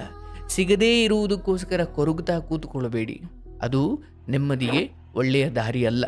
ಆಯಿತು, ಹೆಂಡತಿ ನನ್ನ ಪಾಲಿಗೆ ಬಂದಿದ್ದೆ ಇಷ್ಟು. ಯಾಕಂದರೆ ಮದುವೆ ಆಗಿ 6 ತಿಂಗಳಿಗೋ 8 ತಿಂಗಳಿಗೋ ಹೆಂಡತಿ ಸತ್ತೋದ್ಲಲ್ಲ, ಅವನ ದುಃಖ ಇನ್ನೊಂದು ಥರ. ಈಗ ನಿಮಗೆ ಹೆಂಡತಿ ಇದ್ದಾರೆ ಬಟ್ ಪ್ರೀತಿ ಇಲ್ಲ, ಅಥವಾ ಅವ್ರ ಕಡೆಯಿಂದ ಅಂಥ ಪ್ರೀತಿ ಕಾಳಜಿ ಇಲ್ಲ ಅನ್ನೋದು ನಿಮ್ಮ ದುಃಖ. ಬಟ್ ಮದುವೆಯೇ ಆಗದೆ ಆದರೂ ಕೂಡ ಹೆಂಡತಿಗೇನೋ ಕಾಯಿಲೆ ಬಂದು ಹಾಸಿಗೆ ಹಿಡಿದು ಅಥವಾ ತೀರು ಹೋದ್ಲು. ಆ್ಯಂಡ್ ಅದೆಲ್ಲ ಬಿಟ್ಬಿಡಿ ಸರ್, ಇವತ್ತು 35-40 ಆದರೂ ಮದುವೆ ಇಲ್ಲ, ಅವ್ರು ಯಾರಿಗೆ ಹೇಳ್ಕೊಬೇಕು? ಹೌದು ಸರ್. ಅಂದರೆ ನೀವು ಬದುಕನ್ನು 4 ದಿಕ್ಕಿನಲ್ಲಿ ಬಹಳ ಗಮನ ಇಟ್ಟು ನೋಡಿದಾಗ, ಅಯ್ಯೋ ದೇವ, ನನ್ನ ಸಮಸ್ಯೆ ಇಲ್ಲಿ ಲೀಸ್ಟ್ ಇದು. ಯಾಕಂದರೆ ಅವ್ರಿಗೆ ಆಸ್ತಿ ಇದೆ, ಏನೇನು ಜಮೀನಿದೆ, ರೈತರ ಮಕ್ಕಳು ಏನೇನು ಹೊಂದಿದ್ದಾರೆ. ಬಟ್ ಅವ್ರಿಗೊಂದು ಹೆಣ್ಣು ಕೊಡಲಿಕ್ಕೆ ಯಾರು ಮುಂದೆ ನೋಡ್ತಾರೆ ಅಥವಾ ಮುಂದೆ ಬರಲ್ಲ, ಅಥವಾ ಅವ್ರ ದುಃಖ ಇದೆಯಲ್ಲ. ನಾನು ಕೇಳ್ತೀನಿ ಸರ್, ದಿವಸ ಕೇಳ್ತೀನಿ, ಸಾವಿರಾರು ಕತೆ ಕೇಳಿದ್ದೀನಿ. ನನಗನ್ಸೋದು ಏನಂದರೆ, ಇವತ್ತು ನಿಮ್ಮ ಅಥವಾ ನಿಮ್ಮ ತಂದೆ ತಾಯಿಗಳ ಕಾಲದಲ್ಲಿ ಇದ್ದಂತಹ ಸಮಾಜ ಇವತ್ತಿಲ್ಲ ಸರ್. ಅವತ್ತಿಗೆ ಹೆಣ್ಮಕ್ಳು ಹೆಂಗಿದ್ರು ಸರ್? ಈಗ ನಿಮ್ಮ ತಾಯಿನೋ, ನಿಮ್ಮ ಅಕ್ಕ ತಂಗಿರೋ, ಅಥವಾ ನಿಮ್ಮ ಚಿಕ್ಕಮ್ಮ ದೊಡ್ಡಮ್ಮ ನಿಮ್ಮ ಹಳ್ಳಿ ಕಡೆ ಎಲ್ಲ ನೋಡಿದರೆ ನೀವು, ಅಯ್ಯೋ ಅತ್ತೆ ಮಾವನ ಭಯನೋ ಅಥವಾ ಗಂಡನ ಭಯನೋ ಅಥವಾ ಊರಿನ ಹಿರಿಯರೆಲ್ಲ ಬಿಡ್ತಾರ ನನ್ನ ತಪ್ಪು ಮಾಡಿದ್ರೆ, ಅಥವಾ ನಾನು ಹಿಂಗೆ ನಡ್ಕೊಂಡ್ರೆ ನನ್ನನ್ನು ಬಿಡ್ತಾರ. ಇವತ್ತು ಮಾತೆತ್ತಿದ್ರೆ ಸ್ಟೇಷನ್ಗೆ ಹೋಗ್ತಾರೆ. ಮೊದ್ಲು ಹಂಗಿಲ್ಲ, ಮನೆಯೊಳಗಡೆನೆ ಹಿರಿಯರು ಅಂತ ಇರ್ತಿದ್ರು. ಅದು ಹಿರಿಯರಿಗೂ ಆಗಲಿಲ್ಲ ಅಂದರೆ ಊರಲ್ಲಿ ಗೌಡ್ರುಗಳು ಅಥವಾ ಪಂಚಾಯತಿ ಅಂತ ಇರ್ತಿತ್ತು, ಅಲ್ಲೂ ಆಗಲಿಲ್ಲ ಅಂದರೆ ಸಂಬಂಧಿಕರಿಗೆಲ್ಲ ಕೂತ್ಕೊಳ್ತಿದ್ರು. ತೀರಾ ಸ್ಟೇಷನ್ಗೆ ಹೋಗೋದು ಎಲ್ಲೋ ಎಲ್ಲ ಕಡೆನೂ ಸೋತ್ರೆ ಆಮೇಲೆ ಅಲ್ಲಿಗೆ ಹೋಗ್ತಿದ್ರು. ಅಂದರೆ ಹೈಕೋರ್ಟಲ್ಲಿ ಸೋತ್ರೆ ಸುಪ್ರೀಮ್ಗೆ ಹೋಗೋತಾರ. ಇವಾಗ ಹಂಗಿಲ್ಲ, ಮನೇಲಿರೋ ಹಿರಿಯರ ಮಾತು ಕೇಳಲ್ಲ, ಹೊರಗಡೆ ಊರಿನವ್ರ ಹಿರಿಯರು ಅವ್ರಿಗೂ ಬೆಲೆ ಇಲ್ಲ. ಅಂದರೆ ಈ ಪಂಚಾಯಿತಿಗಳು, ಈ ಒಳ ನ್ಯಾಯಗಳು, ಒಳ ಪಂಚಾಯಿತಿಗಳು ಇವೆಲ್ಲ ಇವತ್ತೆಲ್ಲ ನಶಿಸಿ ಹೋಗಿದ್ದಾವೆ. ಡೈರೆಕ್ಟ್ ಗಂಡ ಹೆಂಗಂದ ಸ್ಟೇಷನ್ಗೆ ಹೋಗು. ಅಂದರೆ ಈ ಮಟ್ಟಕ್ಕೆ ಮುಂದುವರೆದಿರೋ ಇದನ್ನು ಮಹಿಳಾ ಸಬಲೀಕರಣ ಅನ್ಬೇಕಾ, ಅಥವಾ ಮಹಿಳೆಯರಿಗೆ ಸಮಾನವಾದ ಸ್ಥಾನಮಾನ ಕೊಡೋದು ಅವಶ್ಯವಾಗಿ ಧರ್ಮ. ಅವರು ಕೂಡ ಎಲ್ಲದಕ್ಕೂ ಅರ್ಹರಿದ್ದಾರೆ. ಬಟ್ ಆ ಸ್ವಾತಂತ್ರ್ಯವನ್ನು ದುರುಪಯೋಗ ಮಾಡಿಕೊಂಡು ಎಷ್ಟು ಹುಡುಗರ ಬದುಕು ಹಾಳಾಗಿದೆ. ಹಾಗಾಗಿ ಆಯಿತು, ನನ್ನ ಪಾಲಿಗೆ ಬಂದಿದ್ದಿಷ್ಟೇ ಅಂದುಕೊಂಡು ಬದುಕನ್ನು ಪ್ರೀತಿಸಿ. ಇದು ಒಂದರಿಂದಲೇ ಬದುಕನ್ನು ಸಪ್ಪೆ ಆಗ್ಲಿಕ್ಕೆ ಬಿಡಬೇಡಿ. ಪರವಾಗಿಲ್ಲ, ಆದರೆ ಯಾವ ತಪ್ಪು ದಾರಿಗೂ ಇಳಿಬೇಡಿ. ಯಾಕಂದರೆ ತಪ್ಪು ದಾರಿಗಳು ನಿಮಗೆ ಅರೆಗಳಿಗೆ ನಿಮ್ಮ ದುಃಖವನ್ನು ಮರೆಸಬಹುದಷ್ಟೇ, ಆದರೆ ಶಾಶ್ವತವಾದ ಗಾಯಗಳನ್ನು ಮಾಡಿಬಿಡ್ತಾವೆ. ಎಂದಿಗೂ ಔಷಧಿ ಸಿಗದ ಗಾಯಗಳನ್ನು ಮಾಡಿಬಿಡ್ತಾವೆ. ಹೌದು ಸರ್, ಅದಕ್ಕೆ ಸರ್ ನಾನು ಈಗ ಅಲ್ಲಿದ್ರೆ ಅಲ್ಲಿ ಕೆಲಸ ಕಡಿಮೆ ಸರ್. ಒಂದು ಕೆಲ್ಸದ ಮೇಲೆ ಇರೋಣ, ಎಲ್ಲ ಮರಿಬಹುದು, ಬದಲಾಗ್ಬೋದು ಅಂತ ಹೇಳ್ಬಿಟ್ಟೆ ಮತ್ತೆ ಈಗ ಕಳೆದ ವರ್ಷ ಸಿಂಗಾಪುರ್ಗೆ ಬಂದ್ಬಿಟ್ಟೆ. ಆಯಿತು, ತೊಂದರೆ ಇಲ್ಲ. ನೀವು ಎಂದಾದರೂ ಮಾತಿಗೆ ಸಿಕ್ಕರೆ ಹಳೆಯದನ್ನು ಯಾವುದು ನೆನಪಿಟ್ಟುಕೊಳ್ಳದೆ ಮಾತಿಗೆ ಸಿಕ್ಕರೆ ಮಾತಾಡಿ. ಅದು ಹೆಂಗೆ ಅಂದರೆ ಸರ್, ಆಗಿನ್ನೂ ಅಂಗನವಾಡಿ ಮುಗಿಸ್ಕೊಂಡು 1ನೇ ಕ್ಲಾಸಿಗೆ ಬಂದಿರೋನಿಗೆ ಅಲ್ಲಿವರೆಗೂ ಅಂಗನವಾಡಿ ಮಿಸ್ಗಳನ್ನು ನೋಡಿ ನೋಡಿ ನೋಡಿ ಅವನಿಗೆ ಮೇಷ್ಟ್ರು ಹೊಸ ಅನುಭವ. ಹಾಗೆ ಹೇಗೆ ಆ 1ನೇ ಕ್ಲಾಸ್ ಮಗುವಿಗೆ ಈ ಕಳಿಸ್ಬೇಕಾದ್ರೆ ಅಥವಾ ಏನೋ ಹೊಸದಾಗಿ ಕಲಿಸಿಕೊಡ್ಬೇಕಾದ್ರೆ ಮೇಷ್ಟ್ರು ಸಮಾಧಾನವಾಗಿ ಅವನು ಕಲಿಯಲ್ಲ, ಮೇಷ್ಟ್ರು ಬಿಡಲ್ಲ. ಹಂಗೆ ಹೆಂಡತಿಗೂ ಕೂಡ ಯಾಕೋ ಸಂಸಾರ ಇಷ್ಟ ಇಲ್ಲ, ನಿಮ್ಗೆ ಕಂಡ್ರೆ ಅಷ್ಟು ಇಷ್ಟ ಇಲ್ಲ ಅಂದಾಗ ನಿಮ್ಮ ಸಂಪರ್ಕಕ್ಕೆ ಬಂದಾಗಲಿಲ್ಲ. ನಿಮ್ಮ ಕಡೆಯಿಂದ ಏನು ಪ್ರೀತಿ ಕೊಡ್ಬೋದು ಕೊಡಿ. ಆ ಕಡೆಯಿಂದ ಆಕೆ ಇವತ್ತು ಕಲಿತಾಳೋ, ಮುಂದಿನ ವರ್ಷ ಕಲಿತಾಳೋ, ಮುಂದಿನ 5 ವರ್ಷಕ್ಕೆ ಕಲಿತಾಳೋ, ಒಟ್ಟಿನಾಗಿ ಆ ದಿನ ಅಂತೂ ಬಂದೇ ಬರುತ್ತೆ. ನನಗನ್ನಿಸ್ತಿರೋದು ಆ ದಿನ ಬರುತ್ತೆ, ಬಟ್ ಲೇಟ್. ಅಯ್ಯೋ ಇನ್ನೇನು ನನ್ನ ಸಾಧ್ಯ ಮೇಲೆ ಬರುತ್ತೆ ಸಹ ಅನ್ಬೇಡಿ. ನಾನು ಹೇಳೋದು ತುಂಬ ನಿರೀಕ್ಷೆ ಇಟ್ಕೊಳ್ಬೇಡಿ. ಆಗಿದ್ದರೆ ಆ ದಿನ ಬಂತ ಸಂತೋಷ, ಬರಲಿಲ್ವಾ ಪರವಾಗಿಲ್ಲ. ಯಾರ್ಯಾರ್ದೋ ಕೈಯಲ್ದವರು, ಕಾಲಿಲ್ದವರು, ಕಣ್ಣಿಲ್ದವರು, ಅಜ್ಜಿದಿರಲ್ಲ ಹೂವು ಮಾರ್ಕೊಂಡು ಎಂತೆಂಥವ್ರೋ ಬದುಕ್ತಾವ್ರೆ. ನಾನು ಹೆಂಡತಿ ಪ್ರೀತಿ ಅಷ್ಟು ಸಿಗಲಿಲ್ಲ ಅನ್ನೋ ಕಾರಣಕ್ಕೆ ನಾನು ಜೀವನ ಜಿಗುಪ್ಸೆ ಹೋಗೋದಾ? ಇಲ್ಲ ಇಲ್ಲ. ಯಾವಾಗ 3 ಹೊತ್ತು ಊಟ ಇಲ್ಲ, ಇರೋಕ್ಕೆ ಜಾಗ ಇಲ್ಲ, ಮಾಡೋ ಕೆಲಸ ಇಲ್ಲ, ಈ ಮಿನಿಮಮ್ ಆರೋಗ್ಯ ಇಲ್ಲ, ಈ ಹಂತಗಳು ಬಂದಾಗ ಮಾತ್ರ ನಾನು ಬದುಕನ್ನು ಸಾಕಪ್ಪ ಅನ್ಬೋದು. ಬಟ್ ಇವಕ್ಕೆಲ್ಲ ಹಂಗನ್ಬಾರ್ದು. ಯಾಕಂದರೆ ಇದು ಮೂಲಭೂತ ಅಗತ್ಯ ಅಲ್ಲ. ಇದು ಮೂಲಭೂತ ಅಗತ್ಯ ಏನು? ಊಟ, ನಿದ್ದೆ, ಕೆಲಸ, ಒಂದೊಳ್ಳೆ ಸಂಬಳ, ಆರೋಗ್ಯ. ಇವುಗಳಲ್ಲಿ ಆಯ್ತಪ್ಪ, ನಾಳೆಯಿಂದ ನಿಮ್ಮ ಹೆಂಡತಿ ನಿಮ್ಮ ಜೊತೆ ಚೆನ್ನಾಗಿ ಮಾತಾಡೋಕ್ಕೆ ಶುರು ಮಾಡಿಕೊಂಡ್ರು, ಬಟ್ ಏನೋ ದೊಡ್ಡ ರೋಗ ಬಂದು ನೀವು ಹಾಸಿಗೆ ಹಿಡಿದು ಬಿಟ್ರಿ. ಆವಾಗ ನಿಮಗೆ ಆಪ್ಷನ್ ಕೊಡ್ತಾನೆ ದೇವರು, ಅಪ್ಪ ನೀನು ಮೊದ್ಲಂಗೆ ಆರೋಗ್ಯವಂತ ಆಗ್ತೀಯ, ಆದರೆ ನಿನ್ನ ಹೆಂಡತಿ ನಿನ್ನನ್ನು ಮಾತಾಡಿಸಲ್ಲ. ಬಟ್ ನಿನ್ನ ಹೆಂಡತಿ ನೀನು ಮಾತಾಡಿಸ್ಬೇಕು ಅನ್ನೋದಾದರೆ ನೀನು ರೋಗಿಷ್ಠನಾಗಿ ಇರಬೇಕು. ಯಾವುದನ್ನು ಆಯ್ಕೆ ಮಾಡ್ತೀಯ ಅಂದರೆ ನಿಮ್ಮ ಖಾಲಿ ಬೀಳ್ತೀನಿ, ನನ್ನ ಆರೋಗ್ಯವಂತ ನಂಗೆ ಮಾಡು ಅಂತೀರ ನೀವು. ಯಾಕಂದ್ರೆ ಅದಕ್ಕಿಂತ ದೊಡ್ಡ ಭಾಗ್ಯ ಇಲ್ಲ. ಬಟ್ ಅದಿದ್ದಾಗ ಅದ್ರ ಬೆಲೆ ನಮಗೆ ಗೊತ್ತಾಗಲ್ಲ. ಆಯಿತು, ಬದುಕನ್ನು ಇಷ್ಟು ಸಮಯ ನೋಡಿ ನಿಮ್ಮ ಬಗ್ಗೆ ನಮಗೆ ಹೆಮ್ಮೆ ಏನಂದರೆ, ಏನೋ ಇಂಥದ್ದೊಂಚೂರು ಹೆಂಡ್ತಿ ಒಂಚೂರು ತಪ್ಪು ಮಾಡಿಬಿಟ್ರೆ ಅದನ್ನೇ ಹಿಡ್ಕೊಂಡು ಬೇರೆಯವಳು ಸವಾಸ ಮಾಡಿ, ನನ್ನ ಹೆಂಡ್ತಿ ಹಿಂಗೆ ಮಾಡಿದ್ಲು, ನಾನು ಅದಕ್ಕೆ ಬೇರೆ ಸವಾಸ ಮಾಡಿದೆ, ಅಥವಾ ನಾನು ಹಂಗೆ ಅದಕ್ಕೆ ತಪ್ಪು ಮಾಡಿದೆ, ನನ್ನ ಹೆಂಡ್ತಿದ್ದು ಅದು ಹಿಂಗೆ ಅಂತ ಹೇಳೋ ಕಾಲದಲ್ಲಿ ಇಷ್ಟೆಲ್ಲ ಇದ್ರೂ ಕೂಡ ನಿಮ್ಮ ಬದುಕನ್ನು ಧರ್ಮವಾಗಿ ಬದುಕ್ತಾ ಇದ್ದೀರಾ. ಅದು ಬಹಳ ಮುಖ್ಯವಾದ. ಅದೇ ಸರ್, ನನಗೆ ನೋವು ಏನಂದ್ರೆ ಸರ್, ನನಗೆ ಗೊತ್ತಿದ್ದಂಗೆ ಎಂತೆಂತವ್ರು ಮದುವೆ ಮುಂಚೆನೆ ಸಂಬಂಧಗಳು ಇಟ್ಕೊಂಡು ಆಮೇಲೆ ಮದುವೆ ಆಗಿ ಈಗ ತುಂಬಾ ಚೆನ್ನಾಗಿದ್ದಾರೆ ಸರ್ ಕಣ್ಮುಂದೆನೆ. ಬಟ್ ನಾವು ನಮ್ ಫ್ಯಾಮಿಲಿ ತುಂಬಾ ಬಡತನದಲ್ಲಿತ್ತು. ಈಗ ಒಂದು ಹಂತಕ್ಕೆ ತಗೊಬಂದು ಕಷ್ಟಪಟ್ಟು ಇಬ್ರು ಹೆಣ್ಮಕ್ಳು ಆತರ ಮಾಡಿ ಮೂರನೇ ಮದುವೆ ಆದ್ಮೇಲೆ ಇನ್ನೂ ಈಗ ಆಗುತ್ತಲ್ಲ ಅಂತ ಒಂಥರ ನೋವಿದೆ ಸರ್. ಪರವಾಗಿಲ್ಲ ಬಿಡಿ. ಅಯ್ಯೋ, ಹಿಂದೆ ಅಕ್ರಮ ಸಂಬಂಧ ಇಟ್ಕೊಂಡು ಬಿಟ್ಟು ಈಗೆಲ್ಲ ಚೆನ್ನಾಗವ್ರೆ ಅವರು.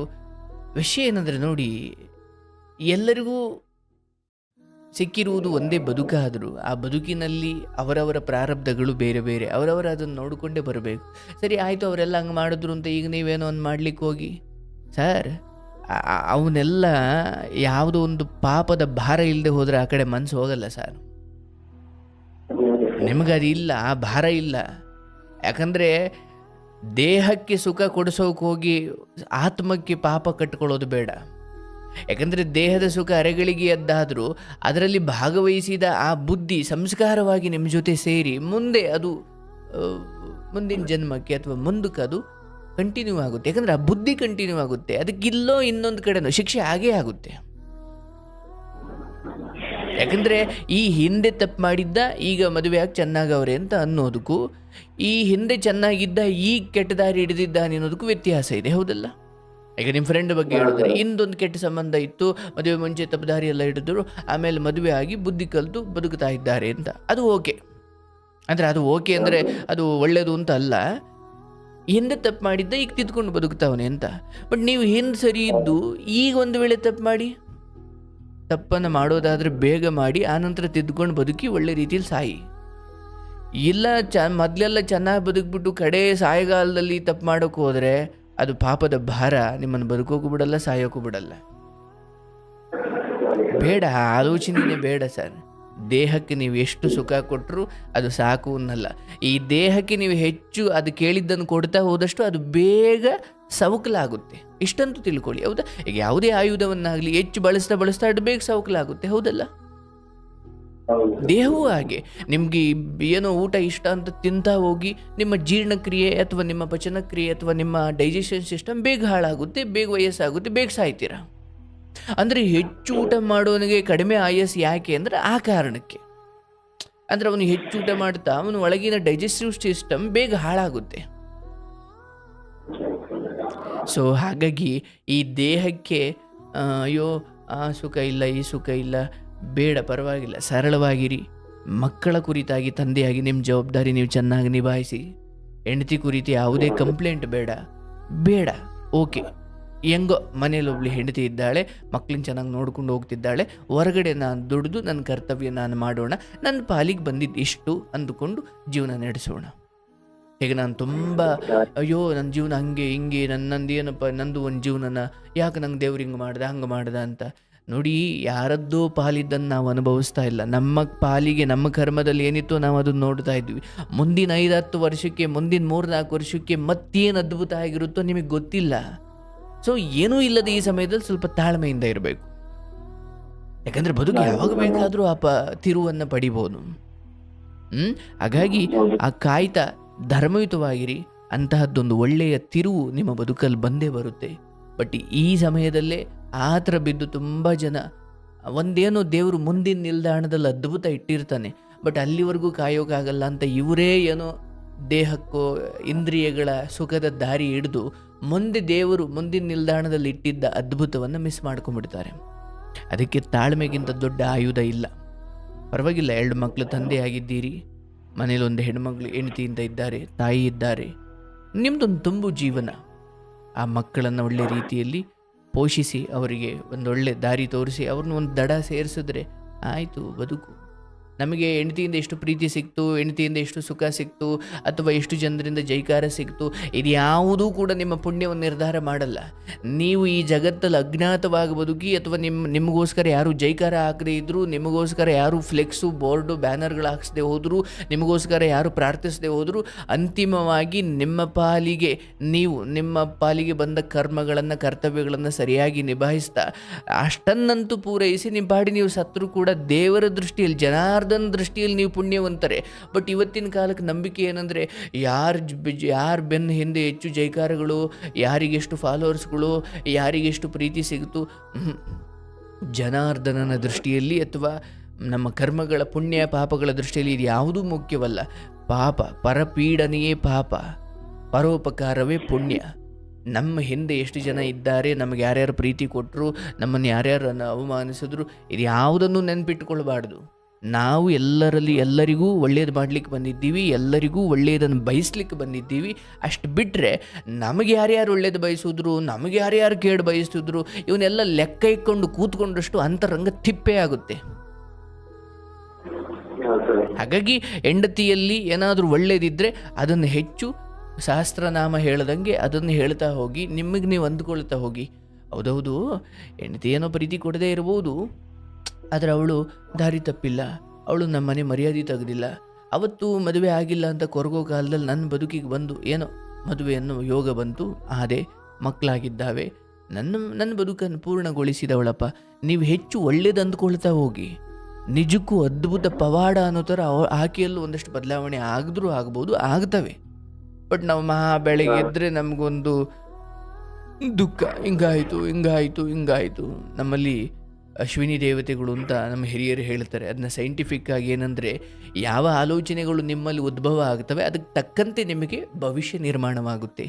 ಸೊ ನಿಮ್ಮೊಳಗಡೆ ಇಲ್ಲ, ನನ್ನ ಹೆಂಡತಿ ಚೆನ್ನಾಗಿದ್ದಾಳೆ, ಅಥವಾ ನನ್ನನ್ನು ಚೆನ್ನಾಗಿ ನೋಡ್ಕೊಳ್ತಾಳೆ, ನನ್ನ ಮಕ್ಕಳನ್ನು ಚೆನ್ನಾಗಿ ನೋಡ್ಕೊಳ್ತಿದ್ದಾಳೆ, ನನಗೆ ದೇವರು ಒಂದು ಒಳ್ಳೆ ಕೆಲಸ ಕೊಟ್ಟಿದ್ದಾನೆ, ದುಡಿಮೆ ಕೊಟ್ಟಿದ್ದಾನೆ, ಆರೋಗ್ಯ ಕೊಟ್ಟಿದ್ದಾನೆ, ಯಾಕೆ ಕೊರಗಬೇಕಪ್ಪ?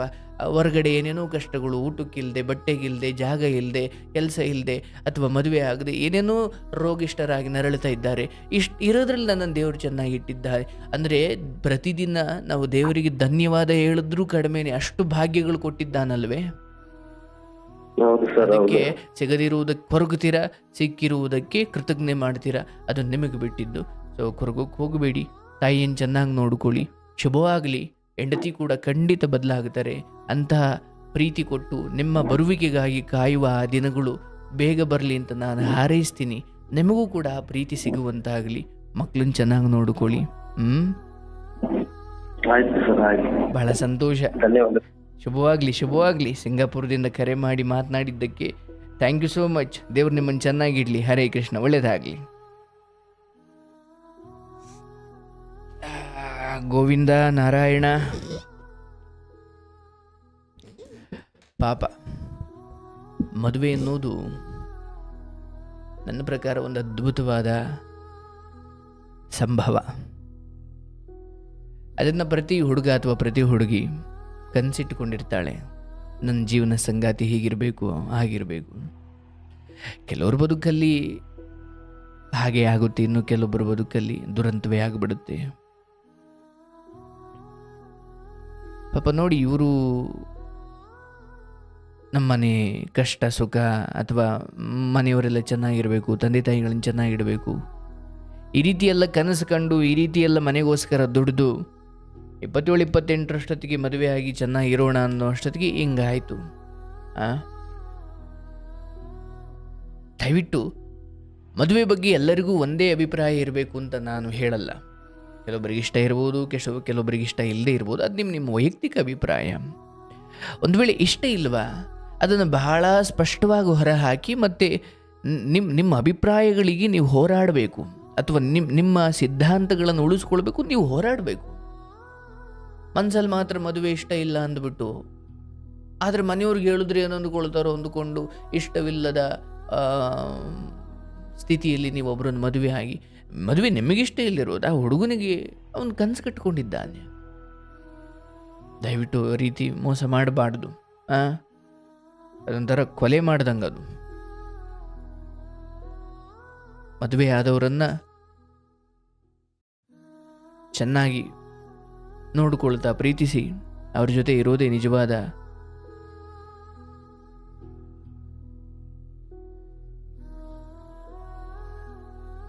ಜೀವನ. ಆಗಲಿ ಏನೋ ಇಂಥ ಗಳಿಗೆಗಳು ಬರ್ತಾವೆ. ಆ ಸಮಯದಲ್ಲಿ ಸ್ವಲ್ಪ ಸಹನೆ ಮಾಡಬೇಕು.